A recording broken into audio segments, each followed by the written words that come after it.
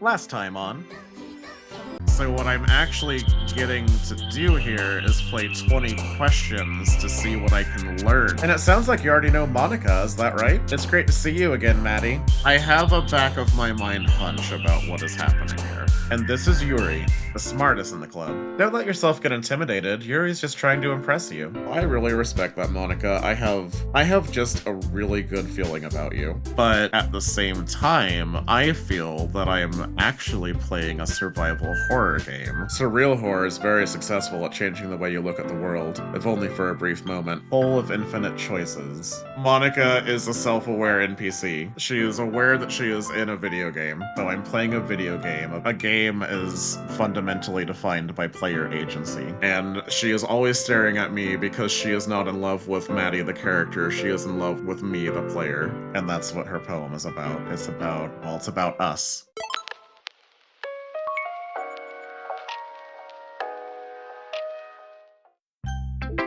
When I last left off, I was looking through these game directories, trying to see if there's anything I could discover about what's going on with Monika.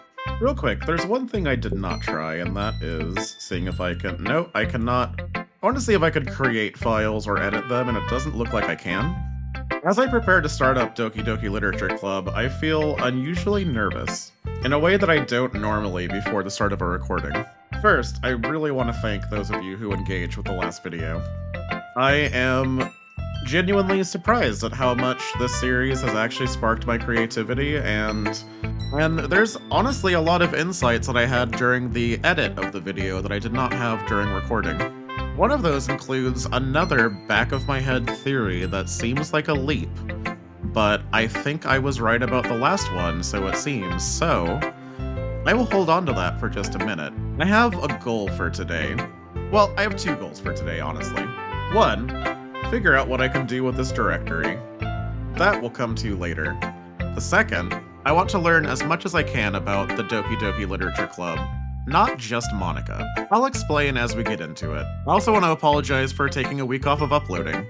Life has taken some unexpected turns lately. Outside of YouTube, I've been dealing with some challenges. A little over a month ago, I went through a pretty serious breakup that actually affected me a lot more than I would have expected it to. I also lost my job due to employment discrimination, and I am in danger of losing my housing. About a year ago, I made the decision to move from my small town to a major city in search of better opportunities and better community, and I have found a lot of discrimination and challenges, and just lately the world seems a little darker and heavier and less forgiving than I once thought it was. And so I've been dealing, in the same way that Monika has been dealing with some epiphanies that she says are coming on strong, I have also been dealing with some epiphanies about how I see myself in the world and how I see myself interacting with other people and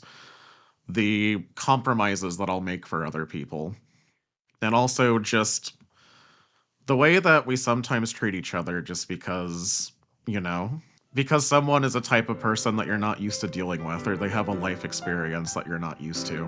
And it's been really hard to find the motivation to do the things that I love lately. I don't know what's going on with the Doki Doki Literature Club, and I don't know what's going on in my own life these days, honestly.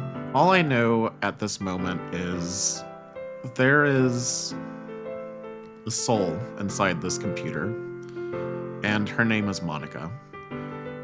And I can only imagine what she's going through, and how isolating her experience must be. And if I can, I'll try to be kind to her.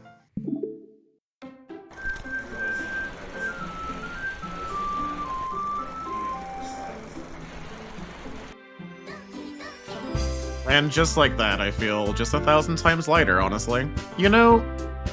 Would you be surprised if I told you that in my last upload for this game, that despite, in my opinion, appearing very much like a uncut long play, In most moments. I think there's a couple cuts that I can see. I don't know if everybody can.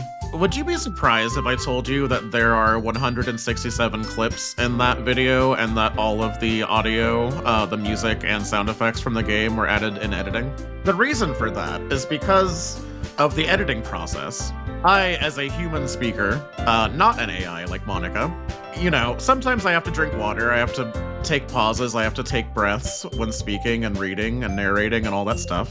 And so some cuts are necessary. But I did not want to break up the flow of the music in this game for those cuts, because I realized during the editing how essential the music is to the enjoyment of this game, and to the immersion of this game, honestly. Whenever I write a video description, I always like to credit the developer of the game. So in looking up the developer of Doki Doki Literature Club, I realized that the lead designer of this game is in fact a composer, and that clued me in immediately that the music in this game is something to pay attention to. You probably noticed that most of the tracks in this original soundtrack are, you know, the same melody that's playing right now, and most of the tracks loop in increments of like 40 seconds to roughly a minute. But this music, honestly, it really sucks me in. It's so catchy. Honestly, after editing the first video for the series, this soundtrack stayed in my head for days. I've been tempted to just honestly put it on my Spotify, but I'm afraid to look up the original soundtrack for this game because I feel like the title tracks might contain spoilers, so I haven't done that. But I feel like there's a reason that everything, the art, I called out the art last time, but I feel like there's a reason that the art and everything else are just so captivating. Okay, so we're back to...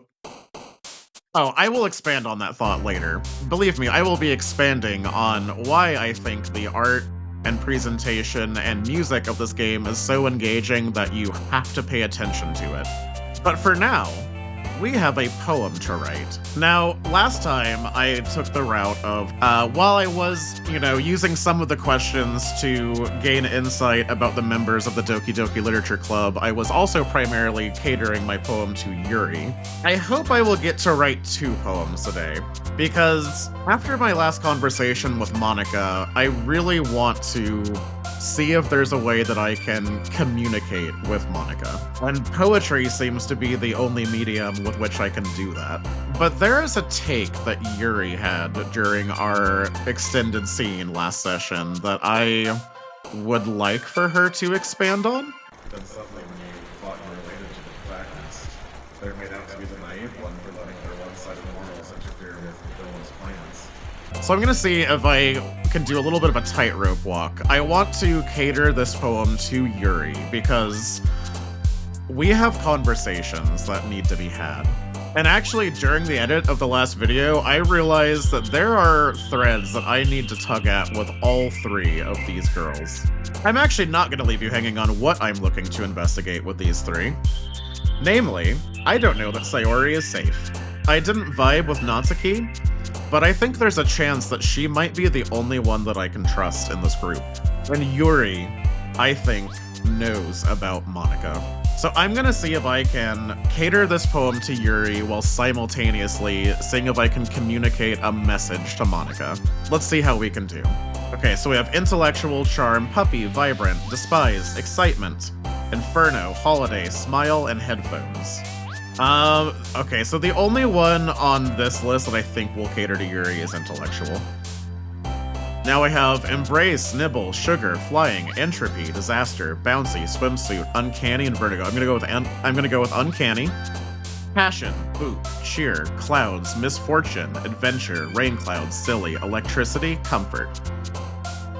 I think passion would cater to Sayori or to Natsuki, but I think it will cater to Monika as well. So I'm gonna go with passion.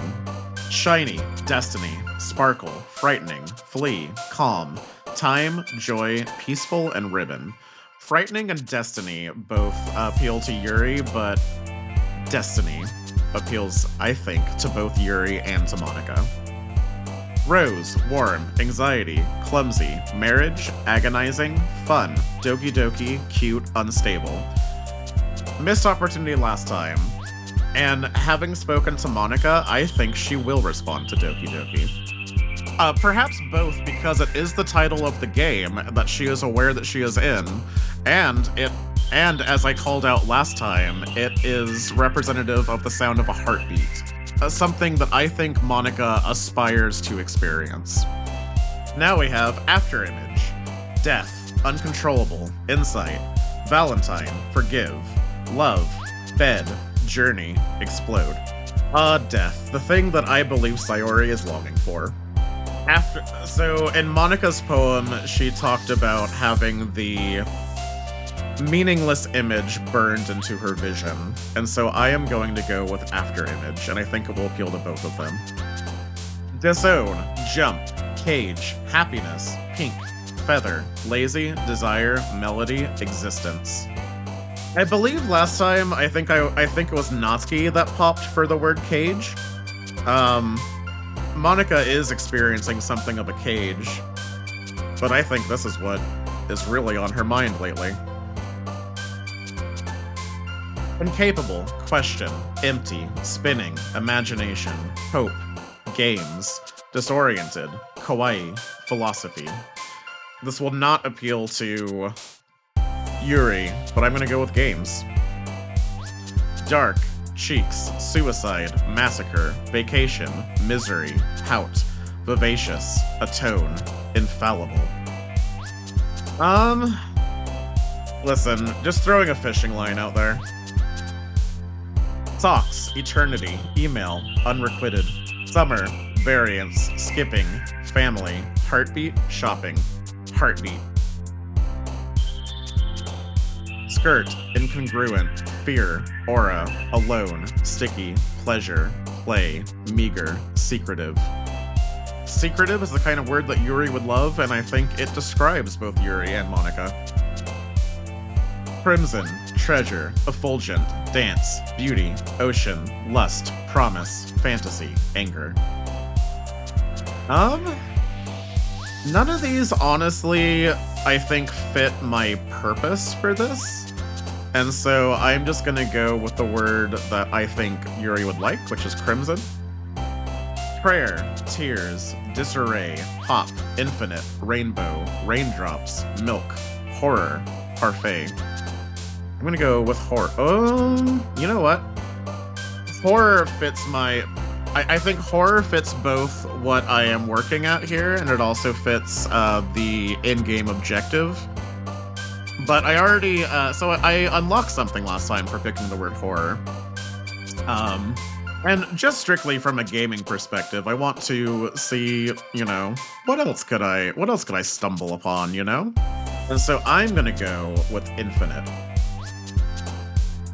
Daydream, heaven sent, scars, twirl, heart, bliss, strawberry, covet, waterfall, fluffy. I'm gonna go with covet. Unending, nature, whirlwind, sunset, sensation, grief, whistle, hurt, romance, kitty. Sensation, again, is a word that Yuri would enjoy, and I think it's something that Monika is longing for. Landscape, together, mouse, cry, judgment, fireworks, extraordinary, vivid, bunny, captive. Extraordinary is definitely one that would appeal to Yuri.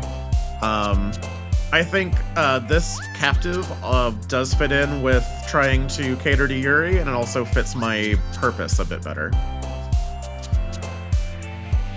Sunny, fireflies, shame, hair, lucky, party, tenacious, determination, wrath, fickle.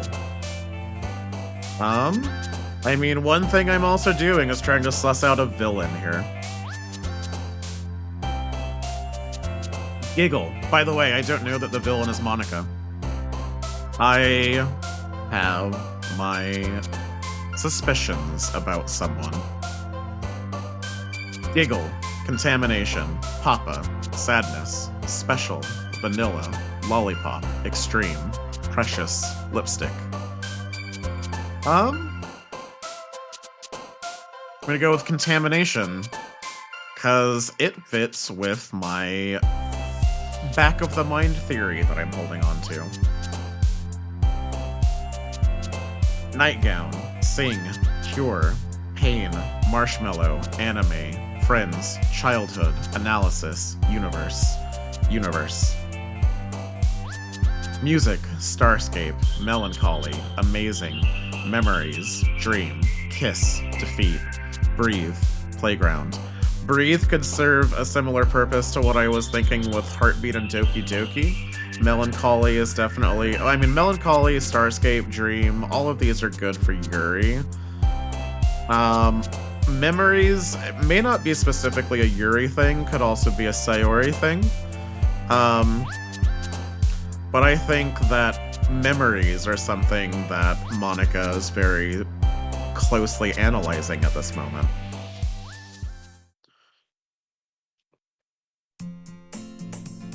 We'll see how I did. Another day passes and it's time for the club meeting already. We've gotten a little more comfortable here over the past couple days. Entering the club room, the usual scene greets me. Hi, Maddie. Yo, Sayori. Looks like you're in a good mood today. I'm just still not used to you being in the club, that's all. I see. That's a pretty simple thing to get you in a good mood. But I guess it's always the simple things with you anyway. Speaking of which, I'm kinda hungry. Will you come with me to buy a snack? No thanks. That's not like you at all. I have my reasons. Yeah, actually, no, I do have my reasons for not going to a second location with any of these people. Why don't we take a look at your purse, Sayori? Why that, all of a sudden? No reason, really. I just wanted to look at it. Sayori nervously retrieves her coin purse. She fumbles with the latch and gets it open. Then she turns it upside down and lets its contents spill onto the desk. Only 2 small coins fall out. I knew it.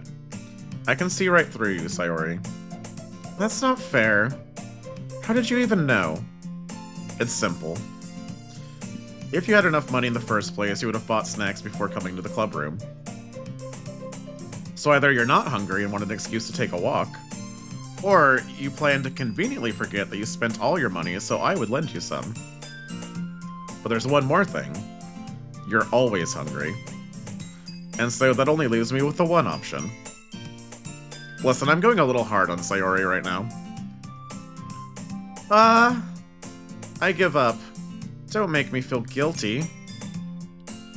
If you feel guilty, that means you deserve to feel guilty. I disagree with that statement. Yuri suddenly giggles. Huh? I didn't notice that she was listening in. Her face is in her book, as always. I wasn't listening or anything. It was just something in my book. Yuri, tell Maddie to let me borrow some money. Don't get me involved like that, Sayori. Besides, you should only buy what you can responsibly afford. And frankly, after pulling a mischievous little stunt like that, your suffering is fair enough retribution.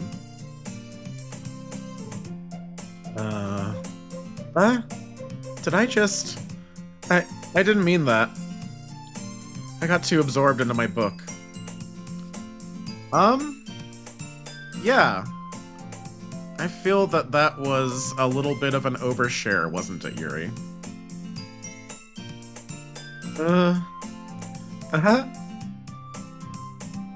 I really like when you speak your mind, Yuri. It doesn't happen much, but it's a fun side of you. Yeah, that is a fun side to Yuri, isn't it? There's no way you could think that. You are right, though. I did something bad, and now I have to accept the revolution. This might be my thumbnail. Retribution. That. Still, coming from you, Sayori. I guess there's a little devil inside all of us, isn't there? Okay, so you know how last time I started pretty early on saying that I had a back-of-my-mind theory, and then things kept coming up that kept confirming that until, you know, the conversation with Monika where things kind of came to light, it feels. Yeah, no, I think there is a little... no, I think there is a devil inside all of us. All of us being the Doki Doki Literature Club, myself included. Don't let her fool you. Sayori knows exactly what she's doing. After all, she told you guys she was bringing me to the club before she even told me. But you wouldn't have come if it weren't for the cupcakes.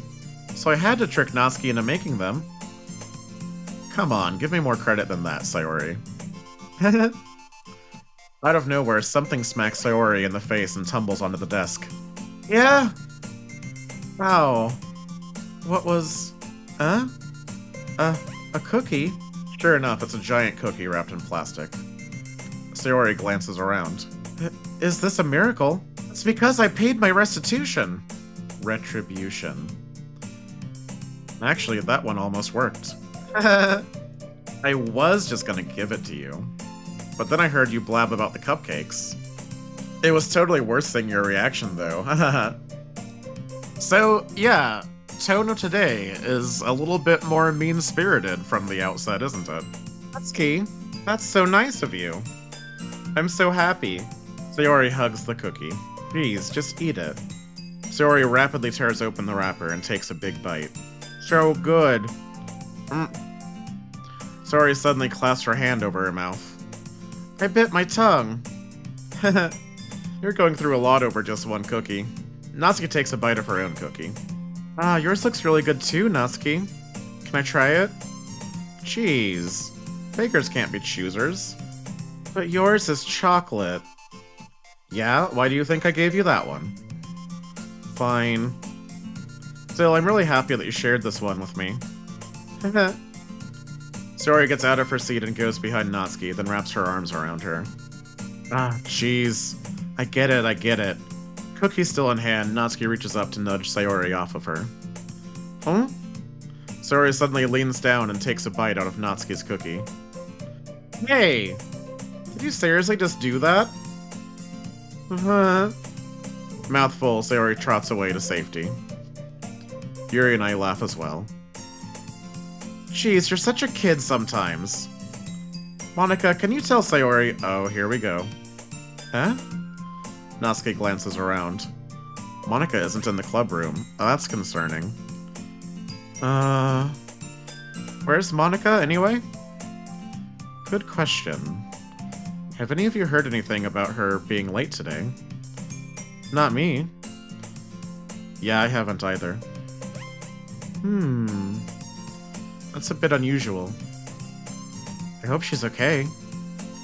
Of course she's okay. She probably just had something to do today. She's pretty popular after all. Huh? You don't think she has a... I wouldn't be surprised. She's probably more desirable than all of us combined. So that is an interesting line. You might have some ideas about my back of the mind theory. And you've probably caught on that I suspect that Yuri cannot be trusted.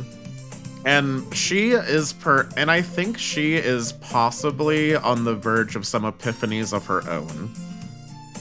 But there is a back of my mind theory as to why that is, and what Yuri just said is interesting in line with that. All I will say for now is I don't believe for a second that Monika isn't here and that she is not listening to this conversation. She did say, after all, she is always listening. That's true. Excuse me? Suddenly the door swings open. Sorry, I'm super sorry. Ah, there you are. I didn't mean to be late. I hope you guys weren't worried or anything. Huh? Monika chose the club over her boyfriend after all. Sayori, gets a little complicated. You're so strong-willed. Boyfriend? What on earth are you talking about? Monika quizzically glances at me. Never mind that. What held you up, anyway? Well, my last period was study hall. To be honest, I kinda just lost track of time. That makes no sense, though. You would have heard the bell ring, at least. I must not have heard it since I was practicing piano. Monika, what were you doing just now? What did you do? Piano? I wasn't aware you played music as well, Monika. It's interesting that she plays the piano in particular. The piano features heavily in several of these audio tracks, and, particularly in the poetry themes for all four of these characters, and very heavily for Monika's, like, poetry reading theme. I called out last time that there are vibes that this group gives off that are kinda culty. I mentioned before also in this episode that I feel like the short loops in all of these audio tracks do keep you engaged, and holding your attention and not letting you basically pay attention to everything else is a very culty thing to do. And I think it's also something that, unrelated, because I now believe that this is much more meta than just a cult story, but it still serves Monika's purpose for our attention to be grabbed and held. Because she exists inside a video game and she's aware of it, and so she only truly exists in the player's eyes. I wasn't aware you played music as well, Monika. I don't really. I kinda just started recently. Yeah, no, that tracks. Okay, so that tracks with what I was just saying, because her epiphany about her existence was also recent. And so, chronologically, the start of this narrative, also very recent. Which means that the status quo of what character Maddie represents in this world changed along with it just a few days ago when there was a player behind the eyes of character Maddie. And so naturally, once she sees this person looking in from the other side as she is looking out, as she talked about in her poem last time, perhaps she would start to devise ways of keeping that person's attention. Thus, my epiphanies about music, which I had during the edit. Monika, I can happily report that you, in a lot of ways, have held and kept my attention for more than a week now. I've always wanted to learn piano. That's so cool. I have also always wanted to learn piano. Like me, for real. And it's a little interesting that Monika picked that. Interesting. You should play something for us, Monika. That's... Monika looks at me. Maybe once I get a little better, I will. Or maybe once you get a little stronger? Is that what you mean to say? Yay! Sounds cool. I'd also look forward to it. Is that so? In that case, I won't let you down, Maddie. Monika, I genuinely want to give you the benefit of the doubt. Please don't let me down. Monika smiles sweetly. I didn't mean any pressure or anything like that. Don't worry. I've been practicing a whole lot recently. I'd really love the chance to share once I'm ready. I see. In that case, best of luck. Thanks. So I didn't miss anything, did I? Not really. I chose to leave out Sayori's mischievous escapade. I'm sure Natsuki will end up complaining to her anyway. It looks like everyone has already settled down. Sayori somehow already finished her entire cookie. Yuri is back to her book and Natsuki disappeared into the closet. Hey, Yuri. Huh? I suddenly noticed that Yuri is reading a different book from the one we've been reading together. Sorry, I didn't mean to interrupt. No. I was kinda just waiting for you. If that's the case, why don't we go ahead and get started? Yes, let's. Actually, I have a request. Do you mind if I make some tea first? I'm sure that's fine. This'll be fine. I'm here with my friends in the Doki Doki Literature Club, and everything will be fine. I can accept food and drink from these people. Not at all. Thanks very much. If there's one thing that can make reading time here any better, it's a nice cup of tea. Not to mention for yourself as well. Harry stands up and makes her way to the closet. I follow and watch as she retrieves a small water pitcher from the shelf, the kind with a filter inside. Can you hold this for a second? Sure.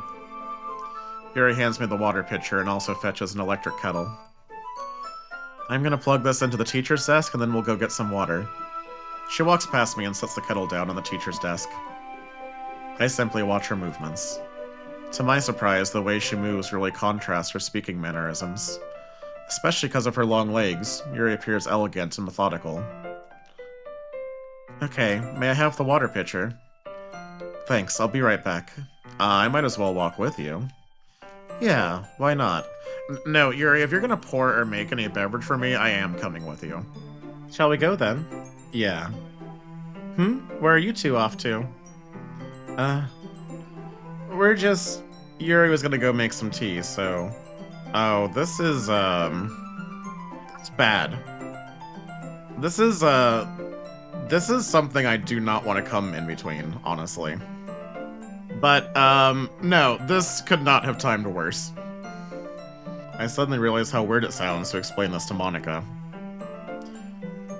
We're just filling the water pitcher. Ah, okay. Sorry, I was just a bit curious. Yeah, no, Monika, I get that. It's kind of a one-person job, isn't it? That's... Monika, please mind your own business for once. Oh, no, it's starting, I do not... Oh my god, no, like... I have in my life had experiences where I've had, like... Okay, so, listen. These two kind of represent, unfortunately, my type. I've had a number of exes that could be described in brand-safe terms as yandere. And I have had the experience of, like, an ex and a current partner, like, you know, and just, like, being in the middle of their... Oh, God, no, this is a nightmare. This is a nightmare on so many levels. Or do you want to tell me there's something wrong with helping involve Maddie in club activities? The tone of this entire day is just such a 180. Listen, girls, I know I neglected you for over a week. It's been like... It's been like 8 or 9 days since my last recording, and I know that you've just been in the void that entire time, and I am genuinely sorry. This is fine. I'm fine. This, honestly, like... Playing Phasmophobia is not this scary. Huh? Hang on.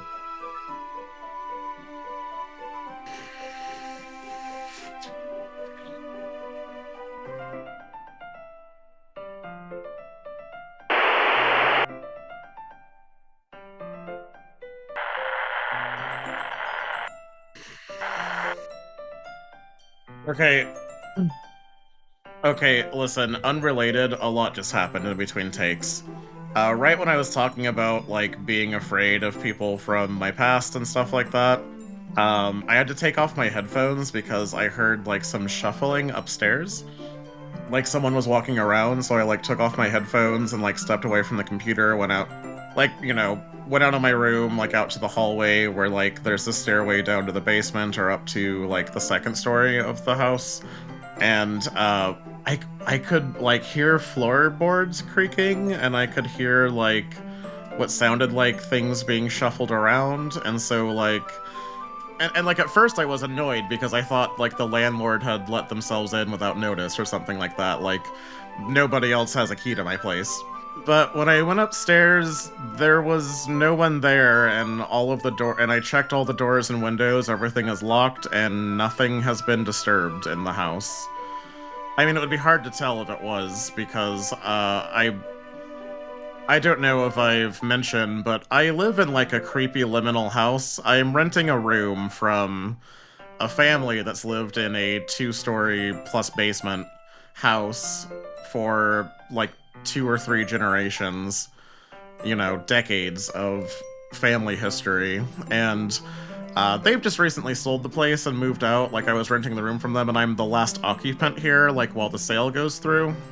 And so, like, there's just my room, and then like I also have like some stuff in the kitchen that I use obviously because I have to like prepare food and all of that.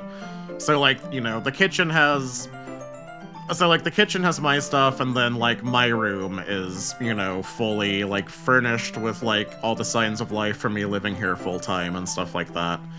But everywhere else in the house, the other like 4 bedrooms upstairs and like 2 down here and the garage and the basement and the entire upstairs is all just like this bare liminal space. And it really has like Edith Finch vibes. By the way, that's another game that I haven't played, but I have like heard people talk about it. I know some of the themes about that game. The channel Tail Foundry has a really cool video about liminal spaces and how they can feel like hungry in a way.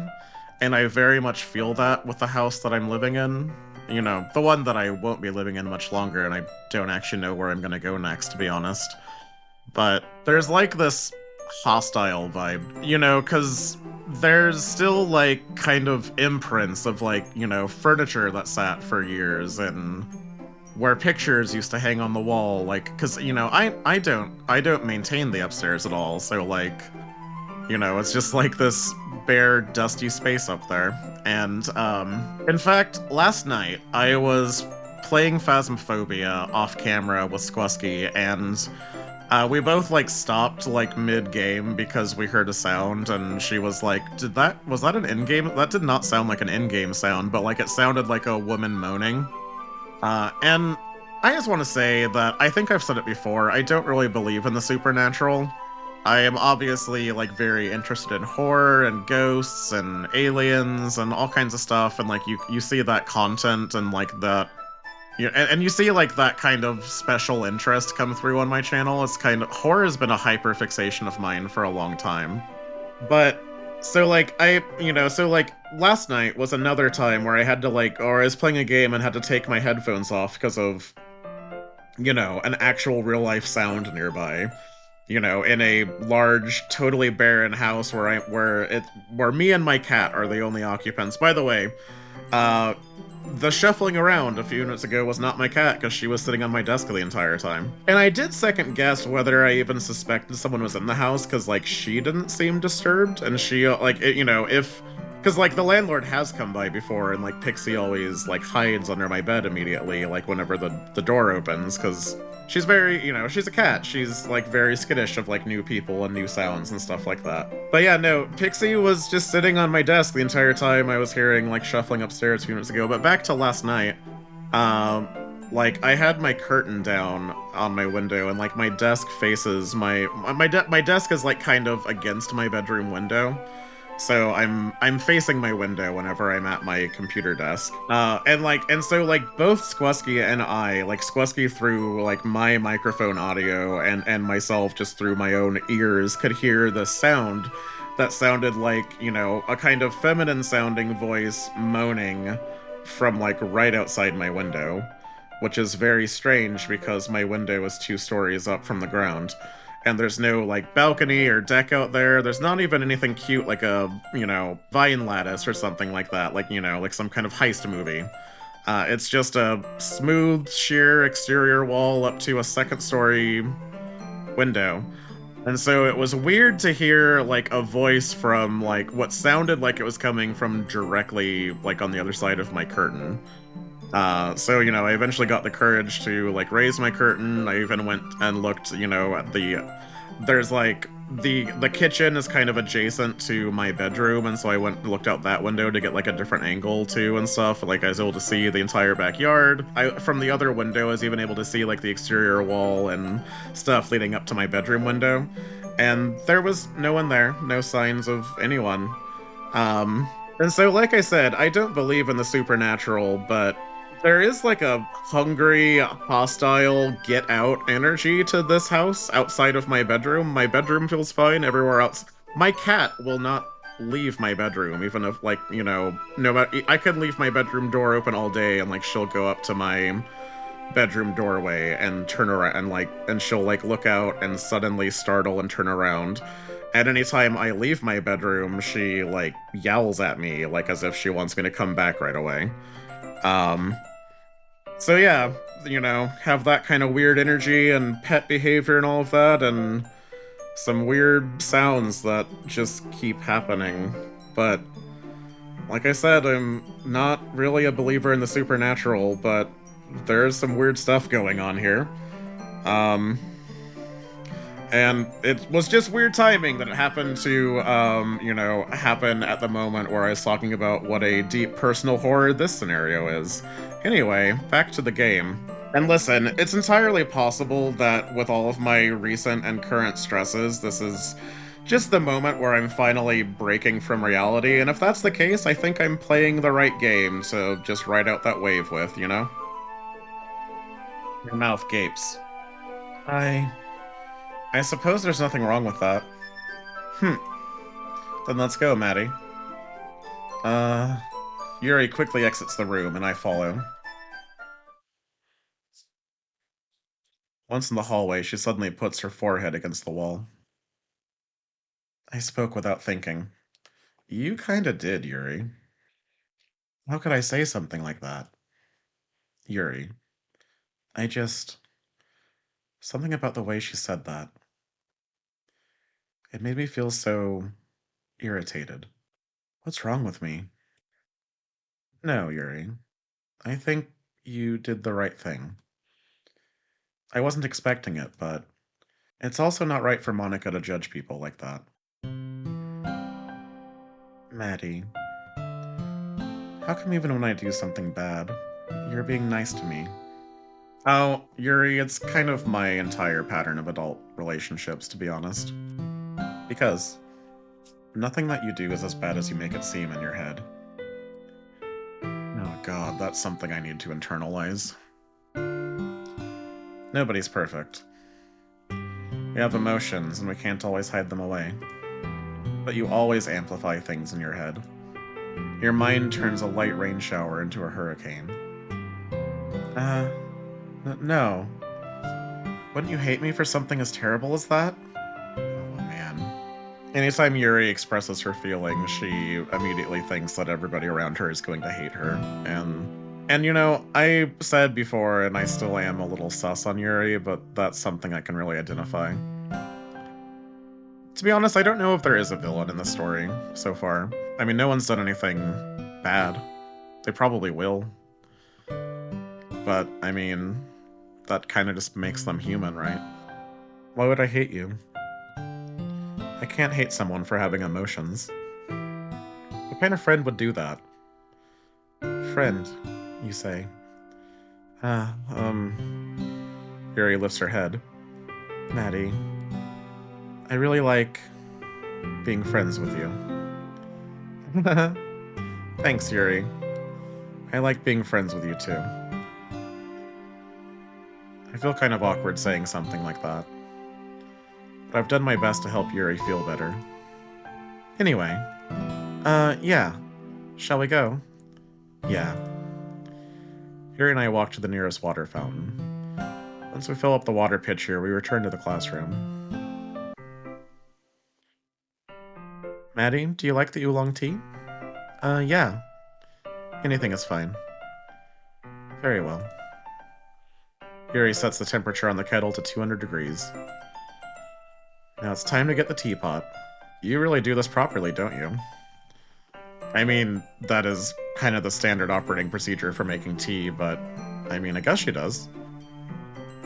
Of course. I shouldn't do any less when I'm making tea for others. Even if I'm not an expert on tea or anything. In that case, you'll only be even more impressed. Perhaps I will. Yuri fetches the teapot and begins measuring the tea leaves. To my surprise, she even starts humming a little to herself. You must be in a good mood now. Is that so? I was letting it show. And you noticed. I was doing a bit of thinking. Aw, that's nice.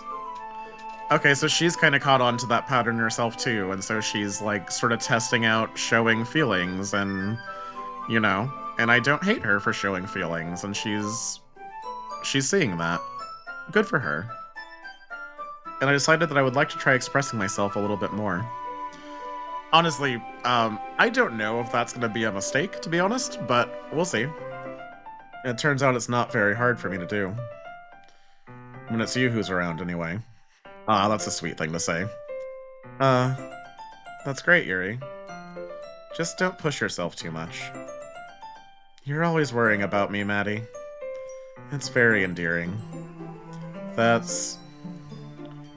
That's true. I am... I'm worried about all of these characters, to be honest. Even the ones that I'm suspicious of, I'm still worried about. Yuri wasn't kidding. I don't even know if I can keep up with this. I watch Yuri pour a cup of tea for both of us. Maddie, I have another request. Do you mind if I sit on the floor today? Huh? Why is that? It's a little bit easier on my back. I can read with my back against the wall rather than bending over at my desk. Why don't you just sit with proper posture in your chair? No, yeah, there's no back support in those chairs. I'll allow it, Yuri. Oh, sorry, I didn't realize. No worries. I just have back pain regularly, so I do my best to manage it. Is this her leaning into the, Natsuki called her out for stuffing her bra last episode. Is this her, leaning into the bit, as it were? Is that so? I wonder why that is. It's most likely because of your posture, right? Always hunched over like that while reading. Yes. I have terrible reading posture. So that's why we should sit on the floor. Fair enough. I'll go ahead and get the book. I retrieved the book from my bag. I have some chocolate as well. It's a bag of small chocolate candies that I kept hidden from Sayori's candy radar. I take it since it'll go with the tea. Yuri and I then sit against the wall, teacups at our sides. As if in sync, we assume the same reading position as last time, each holding one half of the book. Except this time, our bodies are even closer to each other. I can't see too well. Yuri slides closer until our shoulders are touching. How am I supposed to focus on reading like this? Yuri was always kinda cute, but when she's being less apprehensive, it's almost more than I can handle. Your teacup. Yuri hands me my teacup. Holding it up with my hand that's not holding the book, I end up in a position that makes it even harder to focus. Because now I need to worry about making sure I don't accidentally touch her chest. Meanwhile, Yuri hasn't noticed a single thing. She wears her intense reading expression, and I can only presume the world around her has faded away. I use all of my willpower to focus on reading. After a few minutes, I finally manage to relax a little. I put the teacup between my legs and fumble with the chocolate wrapper. Sorry. I briefly let go of the book to finish opening the wrapper. You can have as much as you want. That's okay, I won't take any. Huh? Are you sure? Well, if I touch it, then it might get smudges on the pages. You're right. I didn't even think about that. My bad. No need to apologize. I'll hold the book, okay? Are you sure? Of course. Yuri opens the book with both hands. She holds it so that I don't have any harder of a time reading from it. But as a result, her left arm is practically resting on top of my leg. Well, in that case, Yuri is already totally focused on reading again. I take a chocolate candy and pop it into my mouth. Then I take another chocolate, and I hold it up to Yuri. She doesn't even look away from the book. She simply parts her lips as if the situation was completely natural. But that means I can't stop here. I apprehensively place the chocolate in her mouth. Just like that, Yuri closes her lips over it. Huh? Yuri's expression suddenly breaks. Did I just... Yuri looks at me like she needs to confirm what just happened. Maddie. Sorry. I guess I shouldn't have done that. That's... well... you were just helping. That's something that friends do, right? I mean... not really in this kind of context, but... that's not true. I have friendships that I would describe as emotionally intimate. Yeah, that's all it was. Yeah. Then, you don't need to stop or anything. Sound reasoning. I see. The situation has gotten really tense. Yuri tries to return to the book.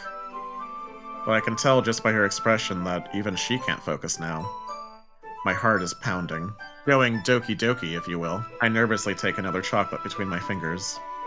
This time, Yuri's eyes meet mine. How did it even come to this? Yuri doesn't avert her gaze. I notice her chest rising and falling to the rhythm of her breaths. I raise my arm. Like before, Yuri parts her lips. But it's different this time. I take the chocolate and place it in her mouth. I feel her hot breath on my fingers. Okay, everyone. Yep, Monika's definitely gonna interrupt that scene. Stopped the music and everything, just like mid-beat. Yuri jolts back. It's time to share poems. Maddie, you can help Yuri put away the tea stuff, right? Oh, Monika, that is so vindictive of you. Yeah, of course. Okay, thanks. Spell is abruptly broken. I'll take care of the cups. Yeah. Yuri picks up the teacups from the floor. I pick up the bag of chocolates. In the end, we hastily clean up without so much as a word between us. I get the feeling this is something neither of us will have the courage to bring up. Who should I show my poem to first? I'm gonna start with Natsuki this time.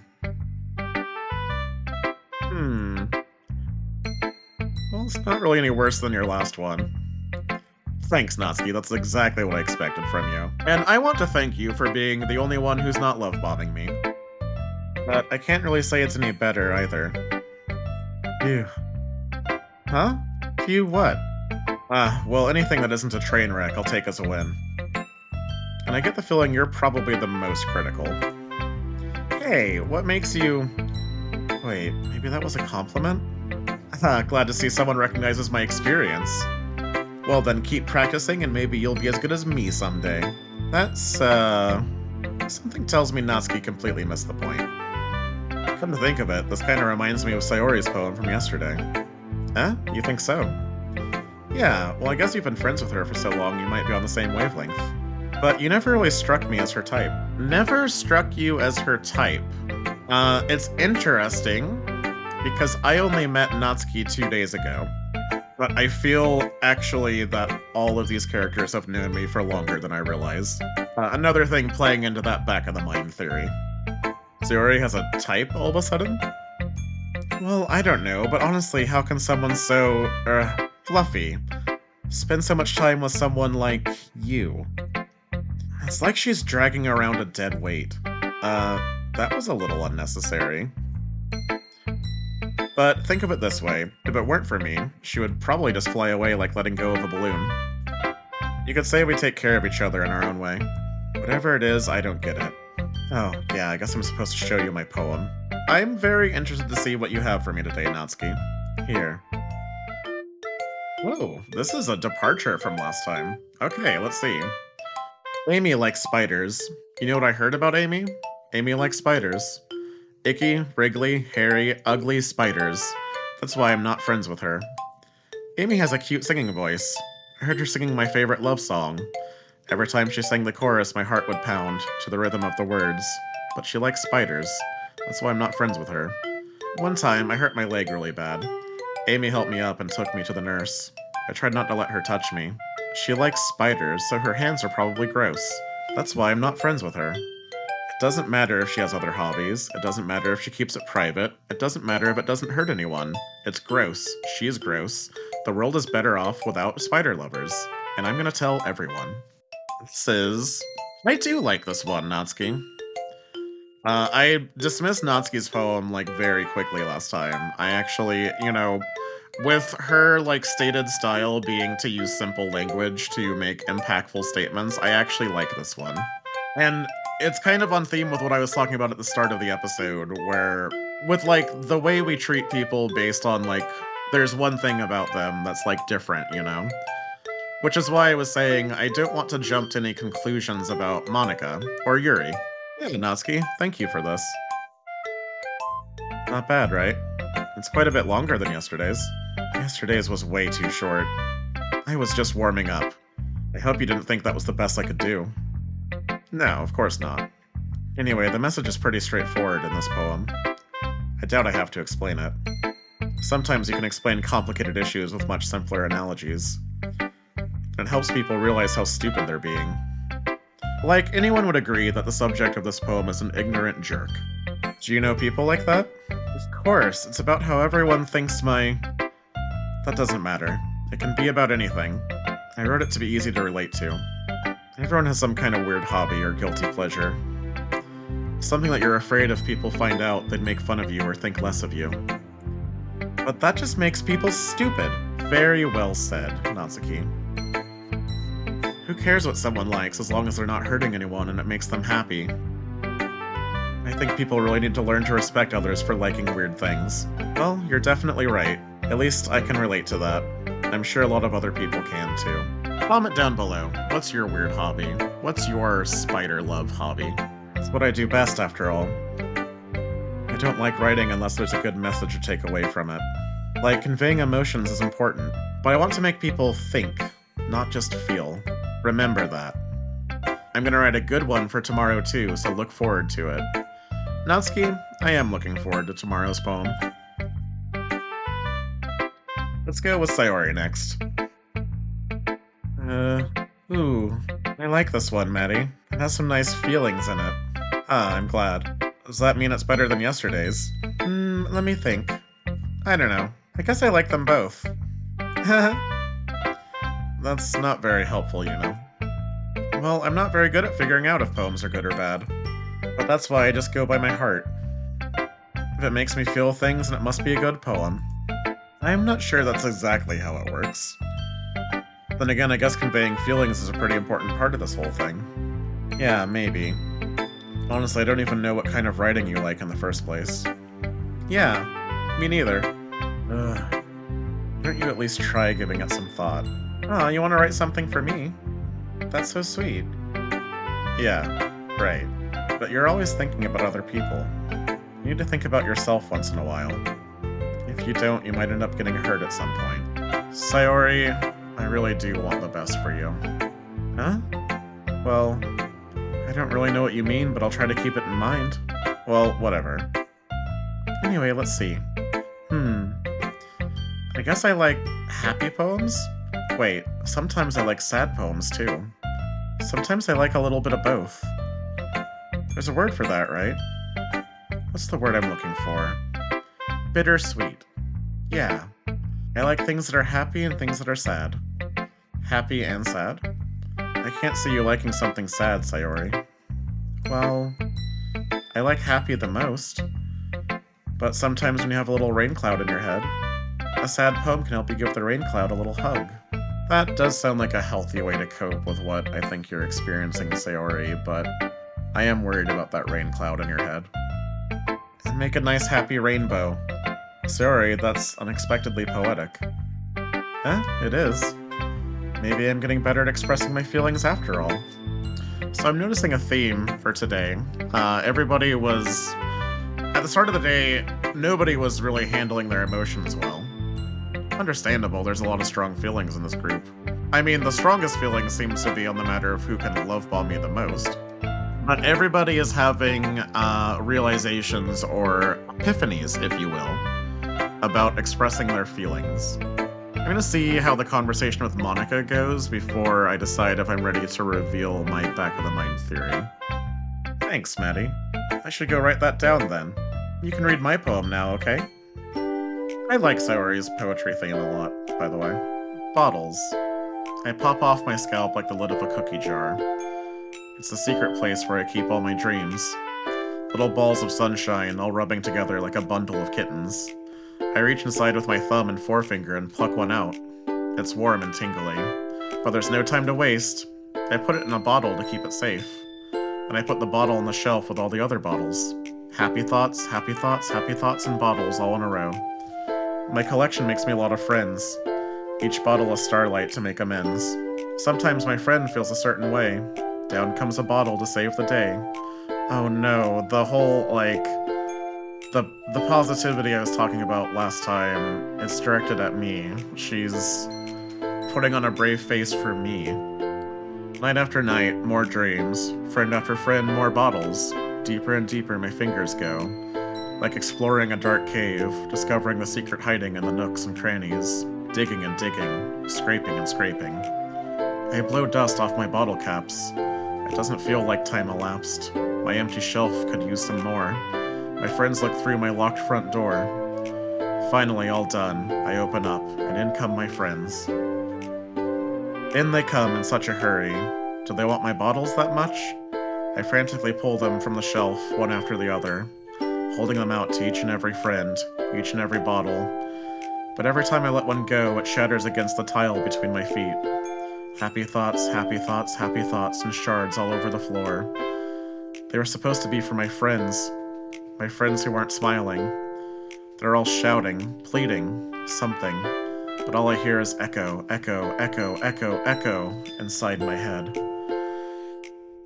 Oh, Sayori. Oh, Sayori. Oh my god. This hits me in a very personal way, honestly. I was actually just talking to my mom this morning about, our kind of multi-generational problem with people-pleasing. So Sayori is putting on a brave face for her friends. She switches between friends and friend. I think when she says friends, she's referring to the Doki Doki Literature Club, and when she says friend, she means me. And I think there is something more to that, too. I think this does give some context to what I am thinking about the other three. Besides Monika, you know? I feel like, I mean, I don't know what's going on with Monika, but I feel like I have at least a zoomed out view of kind of what she's experiencing. And I've been curious to know the experience of the other three. Anyway. Holy crap. Sayori, did you really write this? Of course I did. Didn't I tell you yesterday I was gonna write the best poem ever? Yeah, but, I mean, I didn't expect something like this coming from you. Monika taught me a whole lot. Okay. I am going to come out with my back of the head theory. So, last episode, after I talked to Monika, and the scene was happening with Natsuki and Yuri, it said that Sayori and Monika were talking in the corner. And I didn't really think anything of that. Like, in the back of my head, like, while I was playing, I was thinking, like, oh, that's probably fine. I may have even said that at the time, I don't remember. I think Monika was talking about her epiphany with Sayori. The back of my head theory... Okay, so... There's two levels to the theory that I have in the back of my head. One is that... So I... one of the words that I picked was like, contagious or something like that. I think Monika is sharing her epiphany with the group, and I think that the other three are also awakening. I don't think it's started with Natsuki yet, but I think it is starting with Yuri, and I think that when she talked about the protagonist interfering with the villain's plans, I don't know for sure if by villain she meant Monika. Yeah, I mean, I feel like that is kind of the most straightforward read, but I don't think Monika is the only one who is having this epiphany. I think this epiphany is contagious. Monika is... I mean, like, just... Basically, the existence of an entity like Monika is inherently an info hazard, right? Like, she's someone in this world who knows the nature of the world. She knows the nature of the Doki Doki Literature Club universe and its context within a video game. All four of these characters have a character file in the game directory. They are, by all appearances, made of the same stuff within this universe that Monika is. There's no reason to believe that Monika is completely unique from any of them. And so if Monika can have this epiphany, then any one of them can. And I think Monika planted some seeds in Sayori. And so I think, okay, did I say there's two layers? I mean, there's multiple layers to this theory. One is that I said last time that everything Monika says is directed at me and not, like the in-game character, not character Maddie, but at me, the player. I think every poem is directed at me. is the second layer of this theory. There's a third layer to this theory about why Monika is contagious, and that I will hold on to until I speak to Monika. And I've been really in touch with my feelings recently. Yeah, no, Sayori has had the epiphany. And she is in touch with her feelings because she is feeling them for the first time. And so her poem about happy thoughts and them shattering at her feet. I said, something about Monika last time, where, like, the multiple layers of what she was saying about how she has to act confident, and one of those being that is her character archetype. Sayori, the way Monika has started to do, is unpacking her persona within the story Doki Doki Literature Club. Her archetype, her trope being the, sweet best friend who's there to cheer everybody up.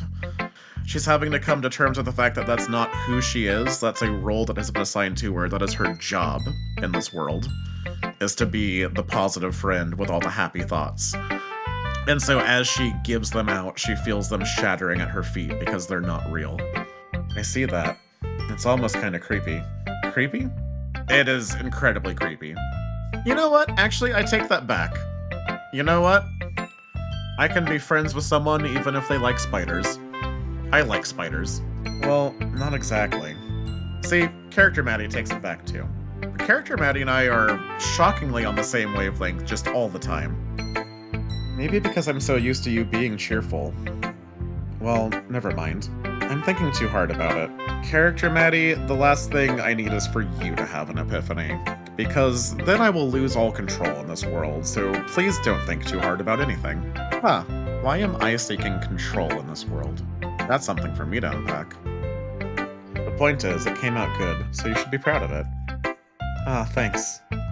I feel like I was meant to express myself this way. I'm interested to know, how do you mean, Sayori? Do you mean you were meant to express yourself this way, meaning you were meant to express we were just talking about you being cheery. I mean, you were meant to express yourself that way, but when you say you were meant to express yourself this way, as in the feelings that you're sharing in your poem, are you saying that these are your authentic feelings? I think perhaps that. It even helps me understand my own feelings a little bit better. Writing is like magic. You've gotten pretty passionate about this, huh? I hope you keep it up. Yeah. Writing's the best. I'm gonna keep writing until I die. Oh, Sayori. Oh, Sayori. Oh, Sayori. Don't get ahead of yourself. Yeah, I'm sure there will be plenty of time for that for many of us as this goes on. So, when I was writing my poem, I said that I, wanted to communicate with both Yuri and Monika because I feel like that is the only medium of communication that I as a player have in this world, is the poems. It's interesting that I feel like I'm confirming that that is also the primary way in which this universe is speaking personally to me. Writing really is magic. Sayori's always had a habit of getting obsessed with something before dropping it no more than a week later. I wonder if this is one of those times. But seeing the passion in her eyes makes it hard for me to be pessimistic. And if that's the case, if they're all having in their own time, in their own way, all these characters are having the Monika epiphany, then it would make sense for them to become suddenly extremely passionate about poetry, because poetry in this context is like a spiritual, metaphysical experience. They are speaking with a being from another universe by writing poems. And yeah, no, that would make you instantly passionate in doing that. Okay, I have a pretty big choice here. Last time, I saved Monika for last. I am inclined to do the same again because I feel like the Monika poems are what really drive kind of the plot forward. But here's the thing. Monika is feeling a type of way about the attention that I'm showing to Yuri. Yuri, I also, for different reasons, believe has also begun the Monika epiphany. It's in some of the things that she said last episode. I mean, Yuri has also picked up a number of new and very recent interests, one of those being surreal horror. Which, you know, if you're Yuri and you're really into literature and you find out that your universe exists within the pocket of another universe as a simulation, and you are now connecting with another being from another world that's looking in through the eyes of one of your classmates, you would probably become suddenly interested in surreal horror, you know? She also said that thing about just when you feel like you're identifying with a protagonist. And that's what makes me not trust Yuri, is that, but I don't know that that's actually a statement of, like, malicious intent. I don't know if Yuri is saying that, you know, she or Monika is a villain. Um, it's also possible that Yuri sees herself as the protagonist and me as the villain. Or if she sees herself as protagonist and Monika as the villain. Or any configuration thereof. But Yuri seems to be alluding that there is something on the horizon, something that's going to happen that she does not want me to get in the way of. And that is sus. But so here's the thing, if I talk to Yuri first, then, you know, I feel like maybe I could reassure Monika by choosing her before Yuri, but, you know, then there's the whole thing where then I'm saving Yuri for last. Am I thinking of, you know, that I'm, like, working my way up to Yuri, so, like, Monika's just a speed bump on the road to Yuri? I don't actually know how to navigate this one, to be honest. Oh god, I should have chosen one of them first. Like, this is honestly, like, I don't know for sure, of course, like, you know, I have to assume because this game gives me so few choices, there's just what order do I speak to people in and what do I put in my poem. So far, anyway, those are the two ways in which I interact with this world. And so I have to assume then that this set of choices, otherwise they would just play it to me in, you know, whatever order makes narrative sense, you're right? The fact that they are giving me a choice leads me to believe that the choice matters, because what I put in my poem matters. That has an impact on the story, has an impact on the virtual desktop, which is like the bridge between worlds, you know, in a different way than how character Maddie is also like an intersection of worlds, because he's the person who I'm looking through. But so I have to assume that this choice matters. And so, well, I mean, at the end of the day, though, Monika said not to make it perfect. So I'm gonna choose Yuri and then Monika. And hope that, God, I am more than yesterday, I mean, more than last time, I am dreading what Monika has for me today. Especially in light of the fact I realized when I was editing, you know, she did say she's always listening. And I am always, if that's the case, I am always just speaking openly, you know, to my audience, but to everyone, possibly everyone in this club room, about what are my thoughts on everybody, what are my suspicions, what am I, like, you know. Okay, anyway, let's get the show on the road. I am gonna pick Yuri. Let's see what you've written for today. Oh. Yuri stares at the poem with a surprised expression on her face. Do you like it? Maddie, this one might even be better than yesterday's. How did you even pick up on this so quickly? Well, see, character Maddie is being controlled by a 35-year-old who actually has a lot of experience with writing. But, I mean, also, I did cater this poem very specifically to you, even more so than yesterday. Just yesterday I was telling you the kind of techniques worth practicing. Maybe that's why. You did a good job explaining. I really wanted to try giving it more imagery. Yuri visibly swallows. Even her hands appear sweaty. I'm not used to this. Used to what? I don't know. It's fine. Take your time. Yuri breathes and collects her thoughts. I know that Yuri likes to think before she speaks, so I offer that patience to her. Yeah. Just being appreciated like this, I guess. It probably sounds really stupid, but seeing someone motivated by my writing, it just makes me really happy. Are you saying you've never shared your writing before? Yuri nods. Really? I don't believe it. I really only write for myself. And besides, people would just laugh at me. Do you really think that? Again, Yuri nods. Huh. Even your close friends. Yuri doesn't respond to that. I wonder why. Anyway, that's because she has no friends in this room. Does she want to share the poem you wrote today? Yeah, I do. If it's with you. Okay. The raccoon. It happened in the dead of night while I was slicing bread for a guilty snack. My attention was caught by the scuttering of a raccoon outside my window. That was, I believe, the first time I noticed my strange tendencies as an unordinary human. Moving on. I'll come back to that. I gave the raccoon a piece of bread, my subconscious well aware of the consequences. Well aware that a raccoon that is fed will always come back for more. The enticing beauty of my cutting knife was the symptom. The bread, my hungry curiosity. The raccoon, an urge. The moon increments its phase and reflects that much more light off of my cutting knife. The very same light that glistens in the eyes of my raccoon friend. I slice the bread, fresh and soft. The raccoon becomes excited. Perhaps I'm merely projecting my emotions onto the newly satisfied animal. The raccoon has taken to following me. You could say that we've gotten quite used to each other. The raccoon becomes hungry more and more frequently, so my bread is always handy. Every time I brandish my cutting knife, the raccoon shows me its excitement. A rush of blood, classic Pavlovian conditioning. I slice the bread, and I feed myself again. Oh, this is worrisome.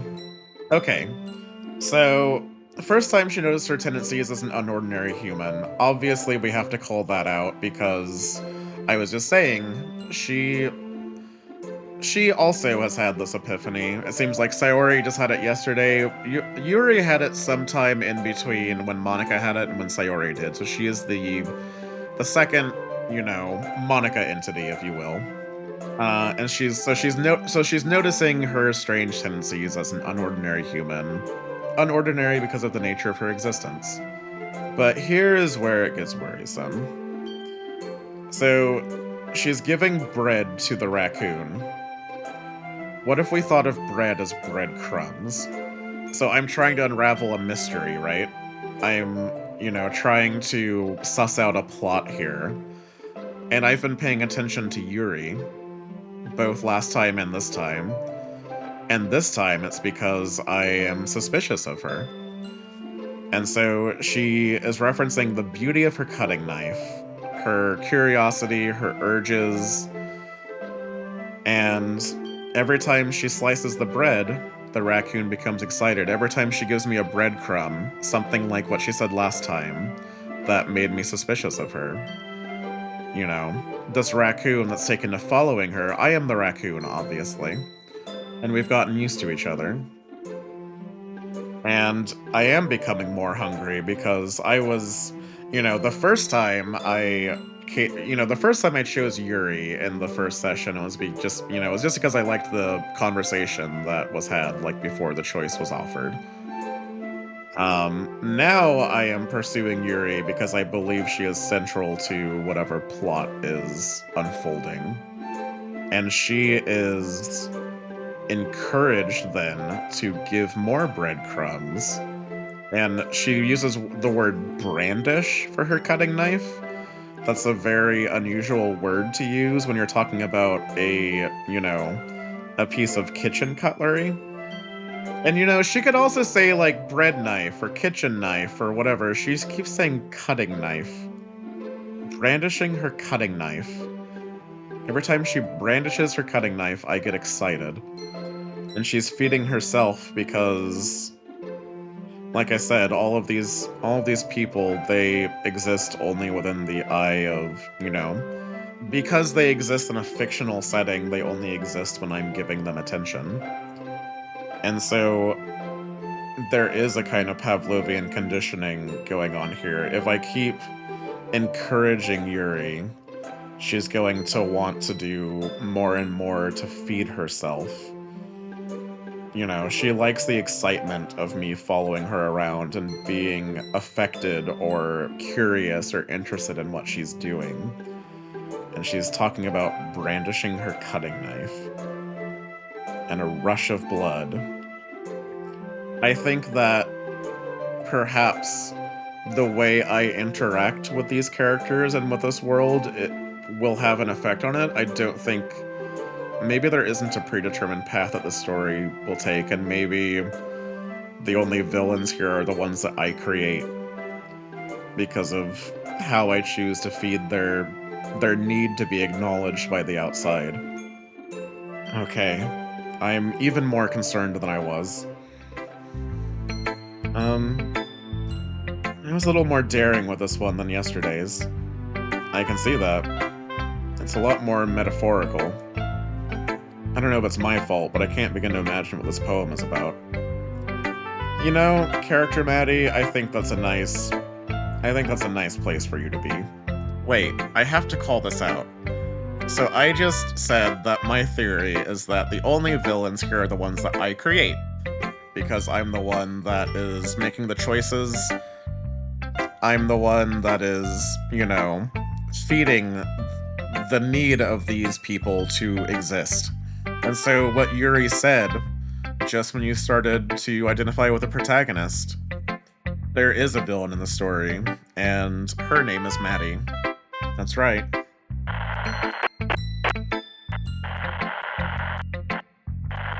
It's a bit closer to my preferred writing style. Using the poem as a canvas to express vivid imagery and conveying emotions through them. Yeah, if I take it at face value, then I can't even figure out what it's supposed to mean. Well, I think it's something that different people can relate to in their own way. I wanted to express the way it feels for me to indulge in my more unusual hobbies. Yuri? What unusual hobbies? It's those sorts of things I'm usually forced to keep to myself. It's also interesting that Natsuki and Yuri are the ones who butt heads, or at least, they were in like a fight yesterday in universe. And Natsuki wrote a poem about accepting people for their weird hobbies, and Yuri wrote a poem about exploring her weird hobbies. That is interesting. So I sometimes enjoy writing about them. Huh, that's funny. Huh? Didn't Natsuki also write something about that? About someone being ridiculed for a strange interest? Seriously, me and player Maddie are just so on a wavelength. Huh? She did. Yeah. She was talking about how it doesn't matter what you're into as long as you're not hurting anybody. She's right. I mean, does she really feel that way? Yeah. Sounds like you two have that in common. That's interesting. That's exactly what I said. To me, she seemed like the kind of person who would make fun of my hobbies. But I suppose that's my fault for judging, isn't it? Please don't tell her I said that. Don't worry, I have no reason to. Okay. Yeah, no, I mean, I don't have any specific reason to believe that Natsuki is also having the epiphany. Natsuki is still acting herself. She's the only one that is, really. And so, yeah, no, I would love for Natsuki to stay in the dark, along with character Maddie. Well, thank you for sharing it with me. After all, if I hadn't learned to embrace my own weirdness, I would probably hate myself. I might be ranting a little bit now, but I'm glad that you're a good listener. You're good at a lot of things. Writing, listening. There really aren't many people like you, Maddie. I mean, that's probably a relief. How many extra-dimensional trans PNG tubers can we have in this club, after all? That's exaggerating a little bit. It's just how I feel. I never thought I would feel so comfortable sharing my writing. But now I almost feel like I look forward to it. It's just a really nice feeling. And you're to thank for that. It's nothing, really. Yuri smiles sincerely at me. For just a moment, her timidness seems to disappear. Okay, the moment of truth has come. Hi again, Maddie. How's the writing going? Alright, I guess. I'll take that. As long as it's not going bad. I'm happy that you're applying yourself. Maybe soon you'll come up with a masterpiece. I wouldn't count on that. You never know. Want to share what you wrote for today? Sure, here you go. Hope you like it, Monika. I wrote it for you more than anyone else. I give my poem to Monika. Alright, this one's good. Feels like you're not only getting more comfortable with your style, but the imagery is better than the last one I read. Just wondering, but have you been finding inspiration in Yuri's writing style? No, Monika, I've actually been finding inspiration in you. Um, and I mean that genuinely.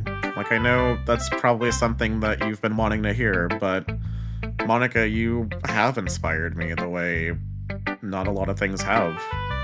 I just can't help but be fascinated with this whole situation, you know? And as someone who, like, years before coming out, led kind of a double life, and I had, like, I had my role to play in the world, and I had, like, the way that I had to express myself that wasn't really how I felt, and knowing that I was different, and I was just kind of, you know, a person gazing out of an empty shell in some ways. I guess I just didn't expect to identify with you so much, you know? But anyway, I guess so. I can't deny that she's talented. Yeah, totally. I think her poems are the most romantic.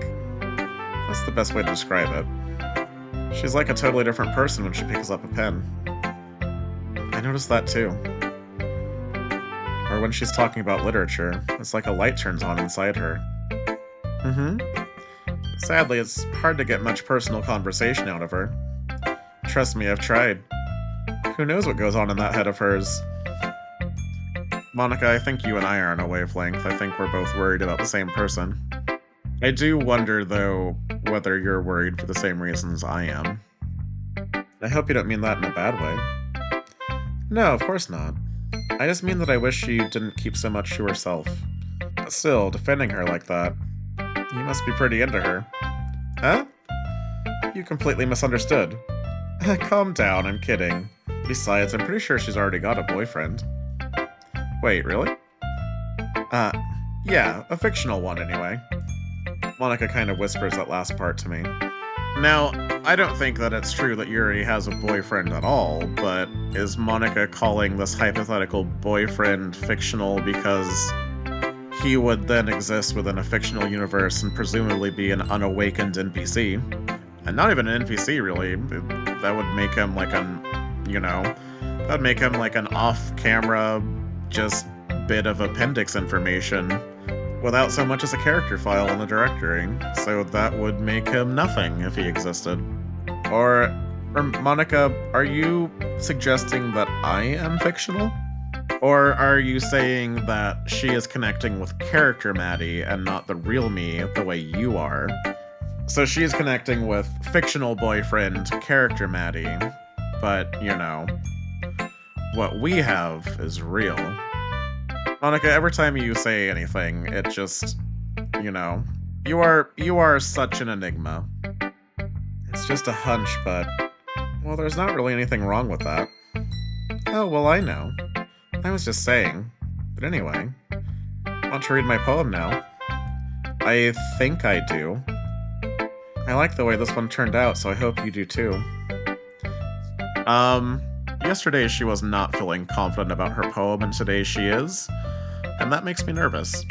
I wonder if she's feeling confident because she knows that I got the message. Alright, let's take a look. Oh, the title jumps right out at me. Okay. Save me. The colors, they won't stop. Bright, beautiful colors. Flashing, expanding, piercing. Red, green, blue. An endless cacophony of meaningless noise. The noise that won't stop. Violent, grating waveforms. Squeaking, screeching, piercing, sine, cosine, tangent. Like playing a chalkboard on a turntable. Like playing a vinyl on a pizza crust. An endless poem of meaningless. Load me. What? Okay. There's a lot to unpack here. Okay, so I said before, I don't know if Monika is a villain or not. I don't know if she's someone that I might have to... I said before, when I realized, the nature of her existence, I don't know if she's maybe someone I'll have to rescue or save. She is in a cage of sorts. I don't know. I shudder to think of the implications of freeing her, but So the colors, they won't stop. She talked last time about the meaningless image being burned into her vision. I think the meaningless image is what she's seeing here in universe at the Doki Doki Literature Club, like the backgrounds, the art of the game, like what we're seeing on screen right now. She is recognizing that it's all meaningless because it's not real. She said red, green, blue, which is interesting because you know it's RGB, it's a video signal. This being and you know, this is a digital visual medium, a video game. And so, you know, the beautiful colors she's seeing are RGB colors. An endless cacophony of meaningless noise, the noise that won't stop. Violent, grating waveforms. I mean, she does exist in a world where, you know, there's a constant looping melody that's like 40 seconds long. But the noise might not be literal noise. It might not be like sound files. There's a chance. I feel inclined to believe that it might be because she referenced RGB, and so I feel like she's sort of calling out her awareness of like the digital assets that make up this world that we're seeing. And so I feel like the noise might be literal noise. Like she talks about waveforms. You know. Wait. Does she know that I'm recording? No, that's way too terrifying of a thought to entertain. An endless poem of meaningless. So I said last time that I feel like the object of the game is not to engage with the game Doki Doki Literature Club, and I feel like she is, you know, pointing out the meaninglessness of this narrative. And she says, load me. So there's like this bookended call to action. Save me, load me. As though I need to save her by loading her. Is she talking about her character file? Is there something I can do to load it? Like mount it in something? Like launch it somehow?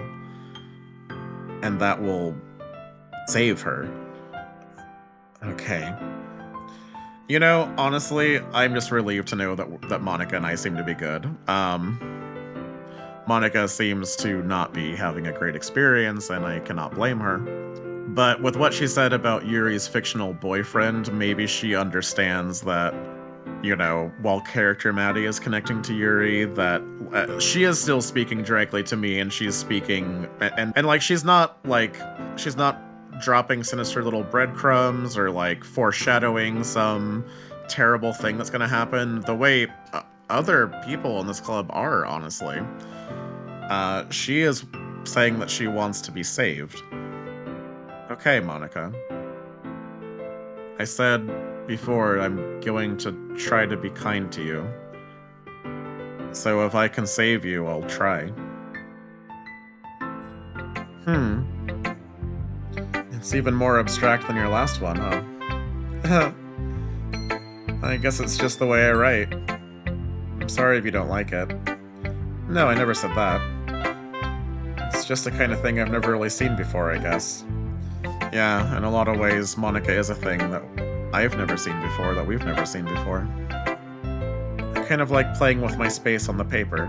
Oh, playing with your space, so referencing your world, like I was saying. Choosing where and how to space your words can totally change the mood of the poem. It's almost like magic. So that's another reference we have to the magic of writing. And we could contextualize writing in this world as a form of magic because it is a way to communicate with a dimension outside of the Doki Doki Literature Club universe.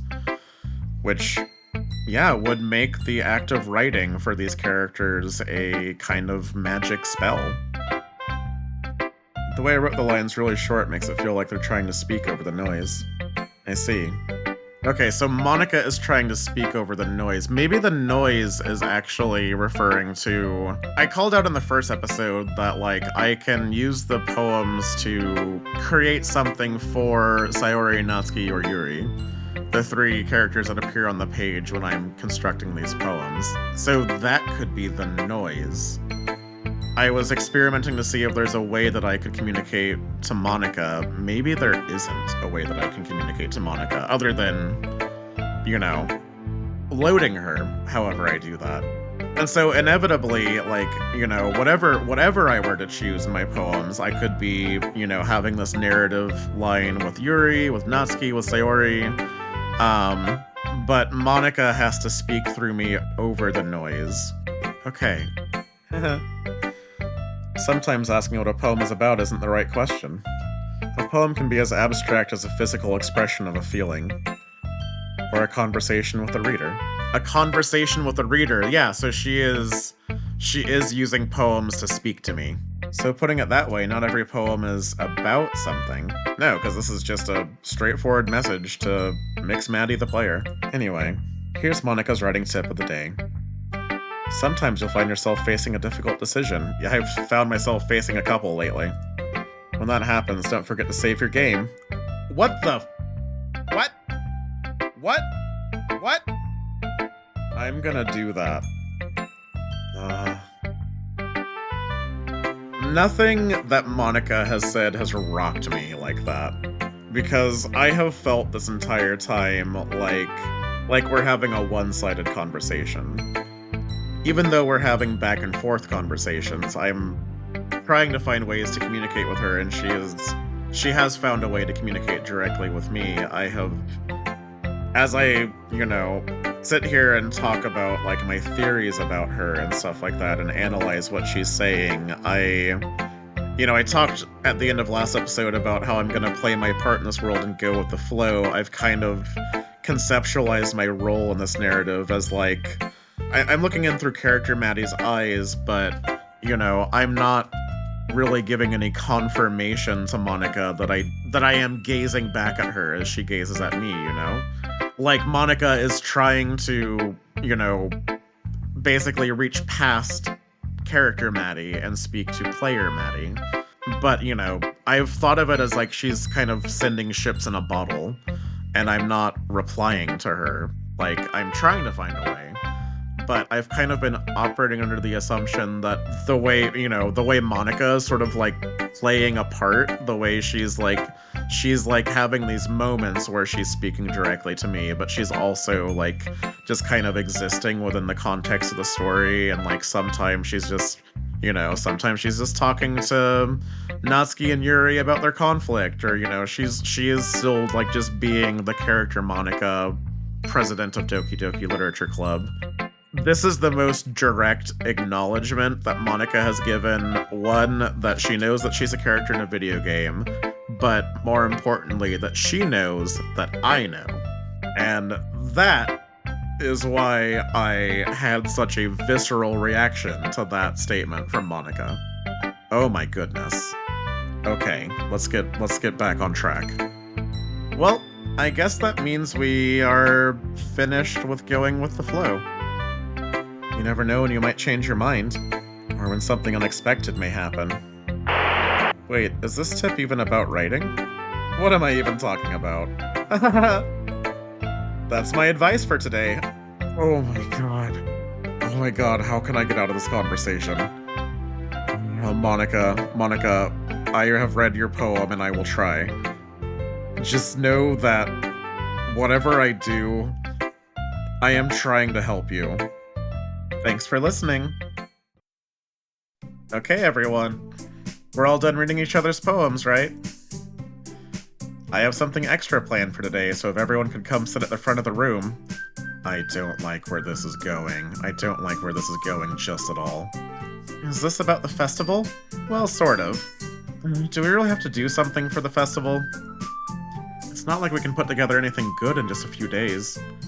We'll just end up embarrassing ourselves instead of getting any new members. Natsuki, it's really comforting that that's what the stakes are for you, still. That's a concern of mine as well. I don't think it's your main concern, though, is it? I don't really do well with last-minute preparations. Don't worry so much. We're gonna keep it simple, okay? We won't need much more than a few decorations. Sayori has been working on posters, and I've designed some pamphlets we can give out during the event. Okay, that's great and all. Well, that doesn't tell us what we're actually going to be doing for the event.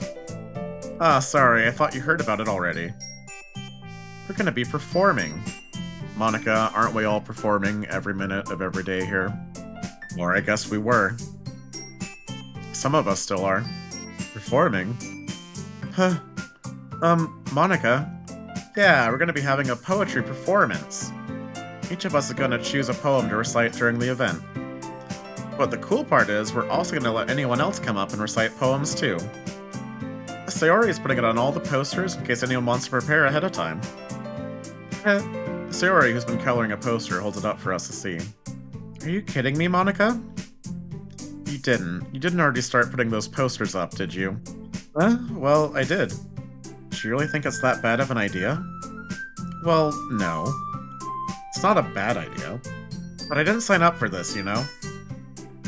There is no way I'm going to be performing in front of a group of people like that. I agree with Natsuki. I could never, in my life, do something like that. Imagining it, Yuri shakes her head in fear. Guys. No, Sayori. I understand where they're coming from. Remember that Natsuki and Yuri have never shared their poems with anyone until just a couple days ago. It's a lot to ask for them to recite their poems out loud to a whole room full of people. I guess I kind of overlooked that. So, I'm sorry. But I still think we should give it our best. We're the only ones responsible for the fate of this club. If we start the event and each put on a good performance, then it will inspire others to do the same. And the more people who perform, the better we'll be able to show everyone what literature is all about. Yeah, it's about expressing your feelings, being intimate with yourself, finding new horizons, and having fun. That's right, and it's those reasons that we're all in this club today. Don't you want to share that with others? To inspire them to find the same feelings that brought you here in the first place? I know you do. I know we all do. And if all it takes is standing in the front of the room for 2 minutes and reciting a poem, then I know you can do it. Natsuki and Yuri remain silent. Sayori looks worried. I guess that leaves me no choice. I agree. I don't think it's too much to ask. I think that Sayori and Monika have been trying really hard to get new members. The least we can do is help them out a little bit. Well, maybe, but... it looks like Natsuki doesn't have any arguments left. Okay, fine. I guess I'll just have to get it over with. Alright. Phew. Thanks, Natsuki. What about you, Yuri? Yuri dejectedly glances around at everyone else's expectant faces. I guess I don't really have a choice. That's everyone. You're the best, Yuri. This club is seriously going to be the death of me. I really hope that's not literal, Yuri. Oh gosh, you'll be fine, Yuri. But anyway, let's move on to the main event. I want each of you to choose a poem of yours. We're going to practice reading them in front of each other. No way! Monika, this is too sudden. Well, if you can't recite your poem in front of the club, how do we expect to do it in front of strangers? Oh no. Don't worry. I'll start off to help everyone feel a little more comfortable. Can I go next? Of course. Now let's see. Monika flips through her notebook to the specific poem she has in mind for herself. Oh no, Monika's about to read a poem to everyone in this room. She then stands behind the podium. The title of this poem is The Way They Fly. Ahem. Monika begins reciting her poem. Her clear, confident voice fills the room. More than that, her inflection is pristine. She knows exactly how to apply emotion behind each line she recites, bringing the words to life. Is this something she's done before, or is she simply a natural? I glance around me. Everyone has their eyes on Monika. Sayori looks amazed. Yuri has an intense expression on her face that I don't understand. Finally, Monika finishes the recitation. 4 of us applaud. Monika takes a breath and smiles. That was so good, Monika. Thank you so much. I was just hoping to set a good example. Are you ready to go next, Sayori? I'll go next. Oh, Yuri's fired up all of a sudden. Yeah, I wonder why that is. Yuri clutches a sheet of paper between her hands and stands up. Keeping her head down, she walks quickly over to the podium. This poem is called... Yuri anxiously glances at each of us. You can do it, Yuri. It's called After Image of a Crimson Eye. Those are 2 words that I chose during the poetry section. Interesting. Yuri's voice shakes as she starts reading the poem. Just a moment ago, she practically refused to do this. Why is she suddenly putting in so much effort? As Yuri gets past the first couple of lines, her voice changes. It's almost like what happens when Yuri gets absorbed into her books. Her quivering words transform into the sharp syllables of a fierce and confident woman. The poem is full of twists and turns in its structure that she enunciates with perfect timing. This must be a rare glimpse into the whirling fire Yuri keeps concealed inside her head. Suddenly, she's finished. Everyone is stunned. Yuri snaps back into reality and glances around her as if she bewildered even herself. It's up to me to save the situation. I'm the first to start applauding. Everyone joins me afterward, and we give Yuri the recognition she deserves. It's not that we didn't want to applaud for her, but we were caught so off guard that we must have forgotten. As we applaud, Yuri holds the poem to her chest and rushes back into her seat. Yuri, that was really good. Thank you for sharing. Looks like Yuri is down for the count. Okay, guess I'm next then. Sayori hops out of her chair and cheerfully walks to the podium.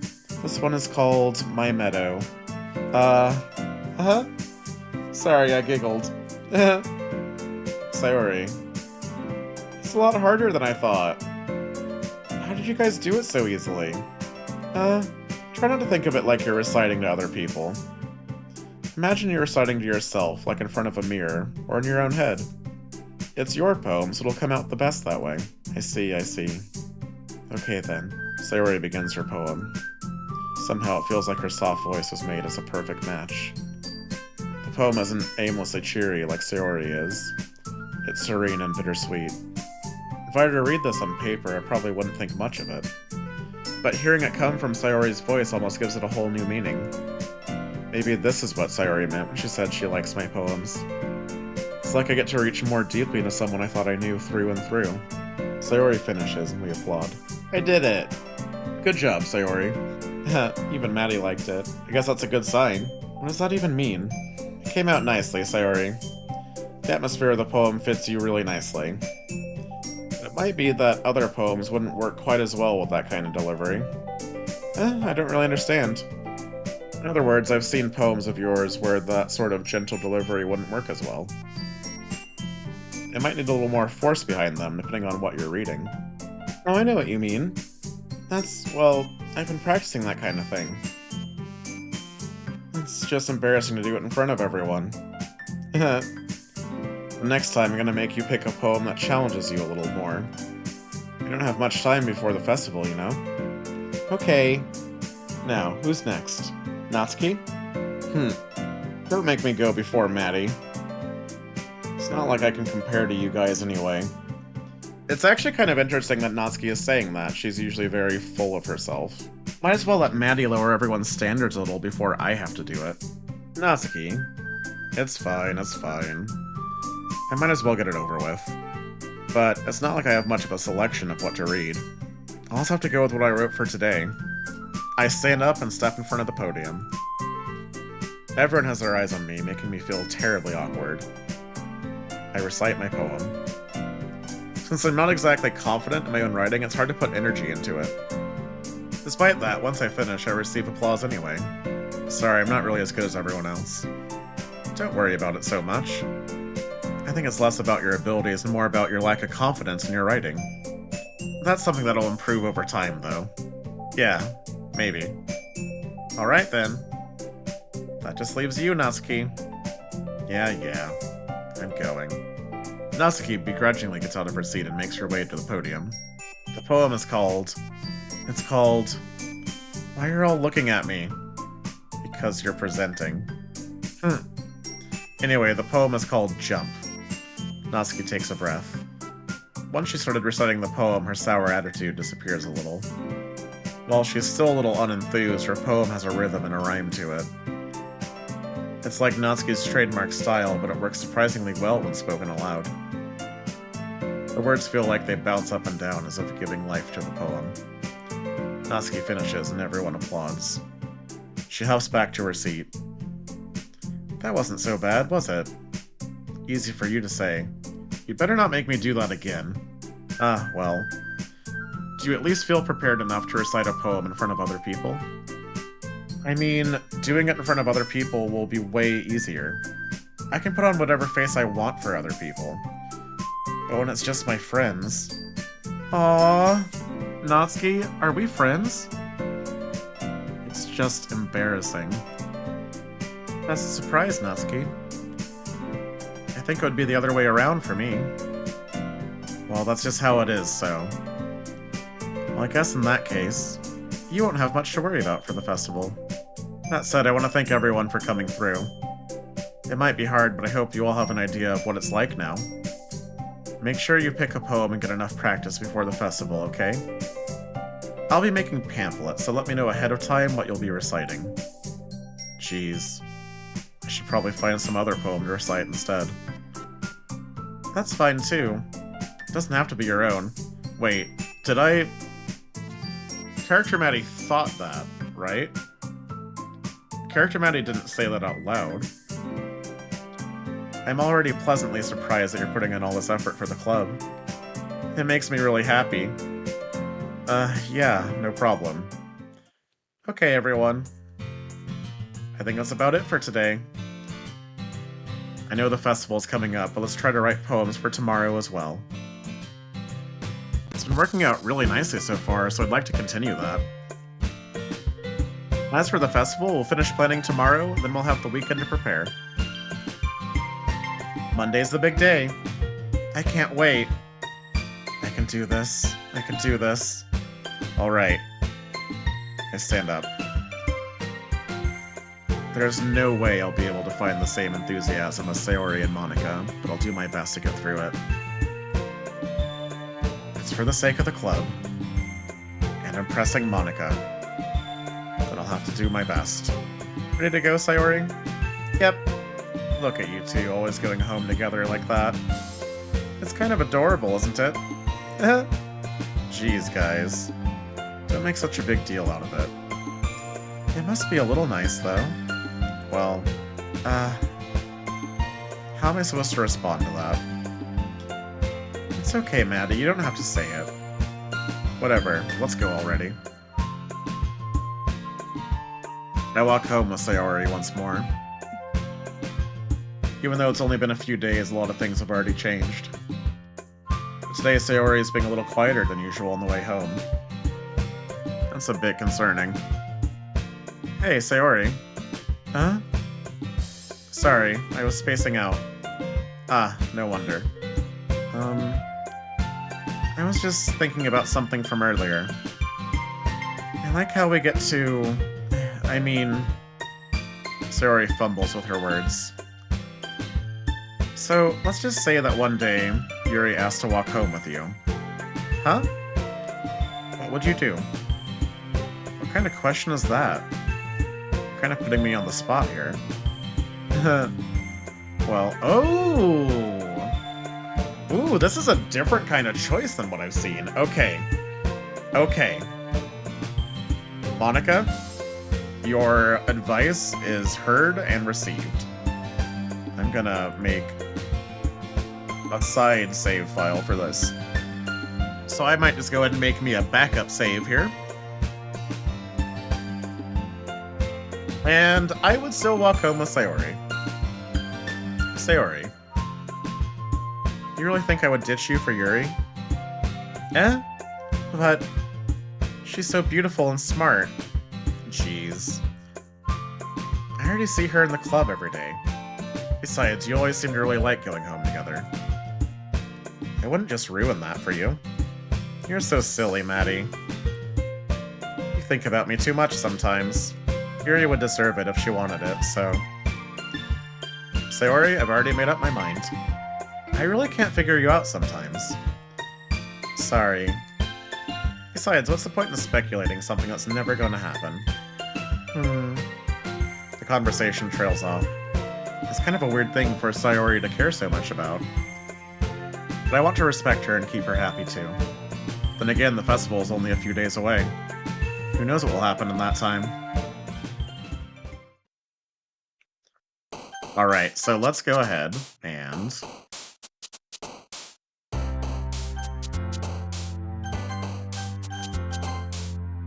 Alright, so we're back in the poem. Let's go to...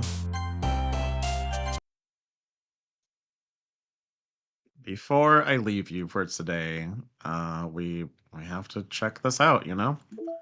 Did we get a new picture?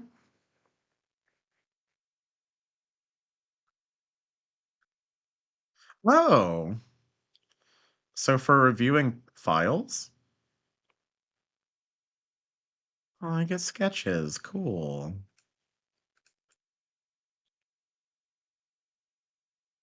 Wait, it said reviewing the poem words.txt for any anomalies. I didn't look in detail at the text last time.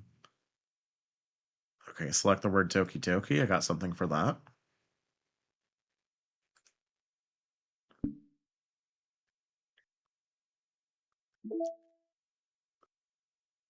Wait, was this here before? Wait,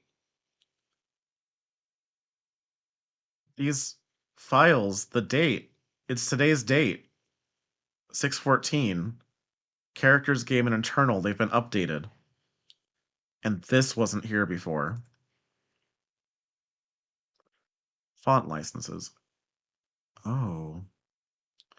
So these are the licenses for the fonts used in the game? Uh,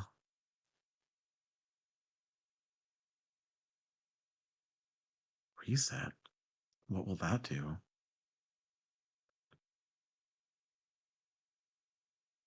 Insecure directory. This is a scratch disk. Do not use it to store sensitive or permanent things. If you need access to files from the encrypted file share, copy them to your disposable drive and plug it directly into the thin client. Do not copy them here. Rhea is working on setting up a proxy mail server so we can proper remote communicate without having to worry about the higher-ups. Keep everything offline until then. Paula. Who's Paula and who's Rhea? Proxy mail server. Backup. Meeting notes. Updated development timeline. New tasks. Test cases for new genetic model. Server time optimization idea. Automatic data collection. Data migration to encrypted file share Monday. Monday, that's the day of the festival. VM2 roadblocks. Row on VM2, everyone else on VM1 for data collection. Ideas for data search types. Visual renders, audio data. VM environment changes, persistent variable tampering, timestamps, parsing through patterns. No, excessive server time needed. Meeting over time. You know who went on too many tangents again. I need to be more assertive about staying focused. Who is writing this? Test. File copy test from disposable drive to thin client.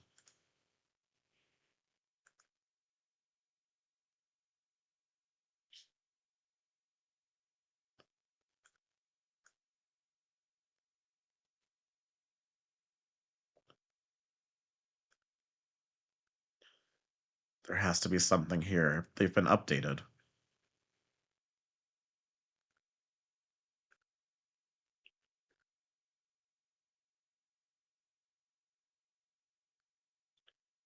There's no right click or anything.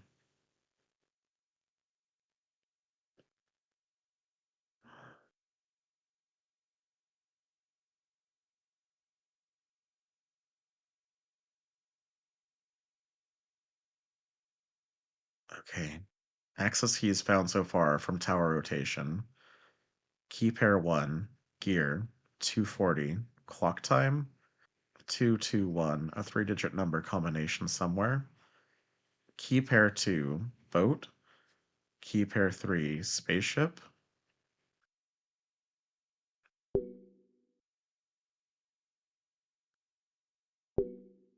Okay.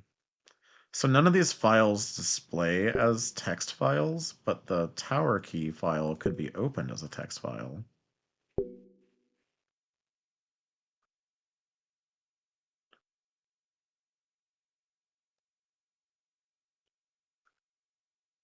But listen, where did the... Okay, poem words. Scripts?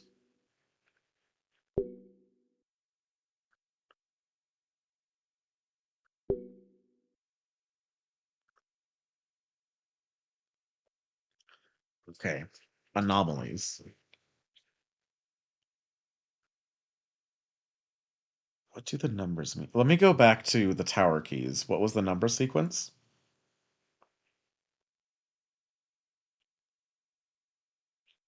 Oh god, where was it? This thing is such a labyrinth.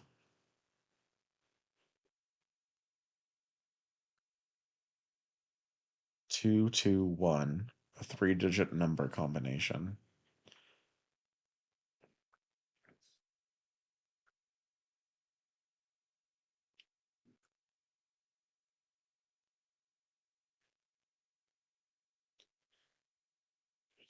Three, two, one, 321.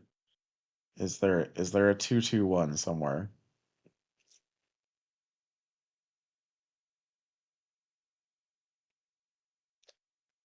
Oh god, what I would not give for Control F. Do I have Control F? I do not have Control F.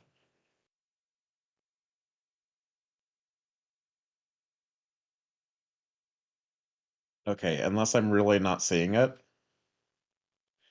then I don't think that code exists in here. Okay, so I'm curious what the numbers mean. So file format, Word, S point, endpoint, Y point. Sayori, Natsuki, Yuri. So there's words that, okay. So Sayori is the first value. Oh, that's why. Okay.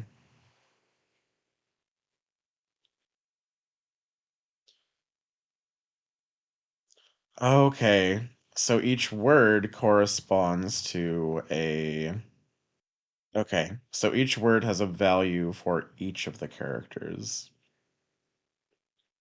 But so if they have a value which is a 3 or 2 or a 1, can I then use these words in sequence to enter the 221 three-digit tower code? But okay, and it's interesting to note that there is no M point. And so I think what this tells me is that nothing I do during the poem words like mini game can actually directly appeal to Monika in any way.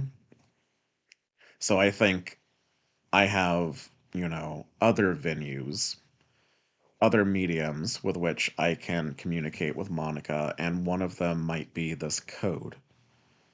But so whose winning words would I use? I need a two. Okay, so 221. And the time was 240? It's weird because I started playing the game today around then.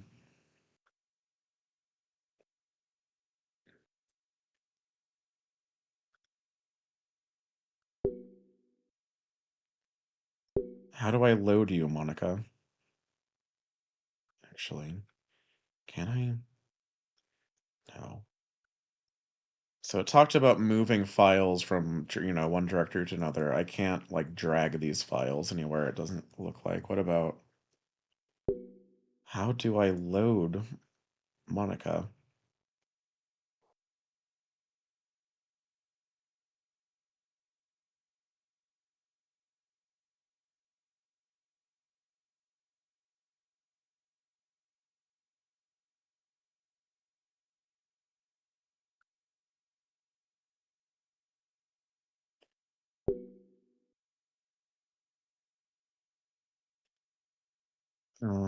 Internal?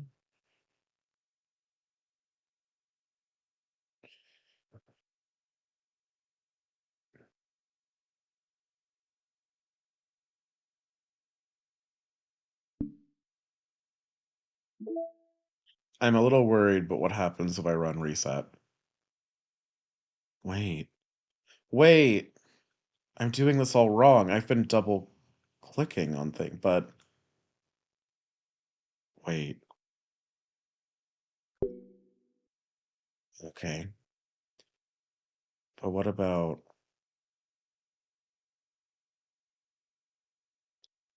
I don't want to delete anyone, but it is something I could try.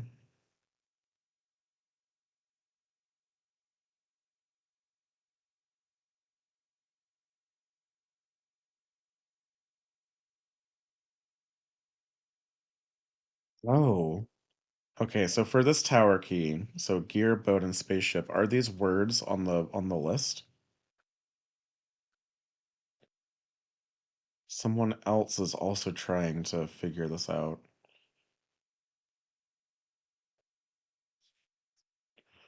Gear. I don't see gear.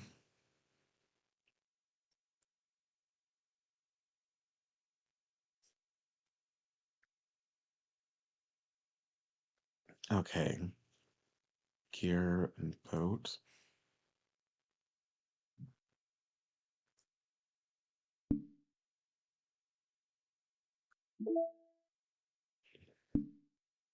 No mail.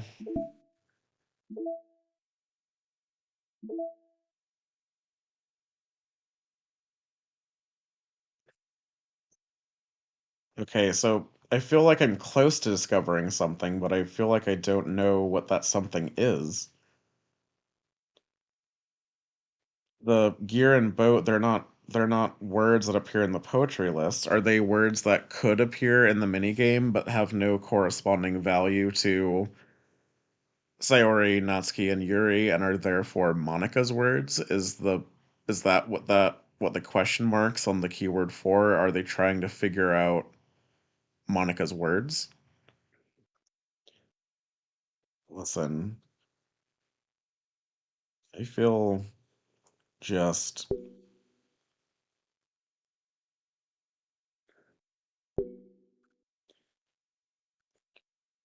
I feel nervous about trying, but what if I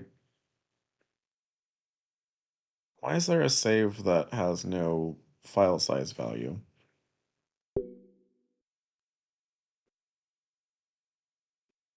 Okay.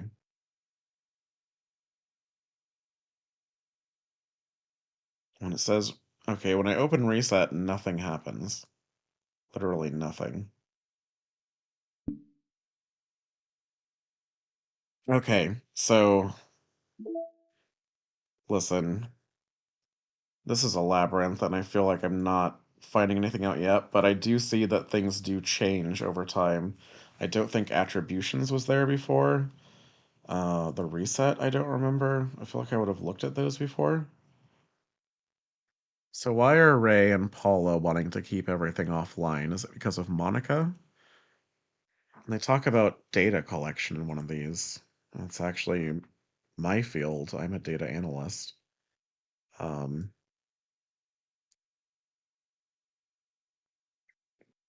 Automatic data collection. Monika, are you collecting my data?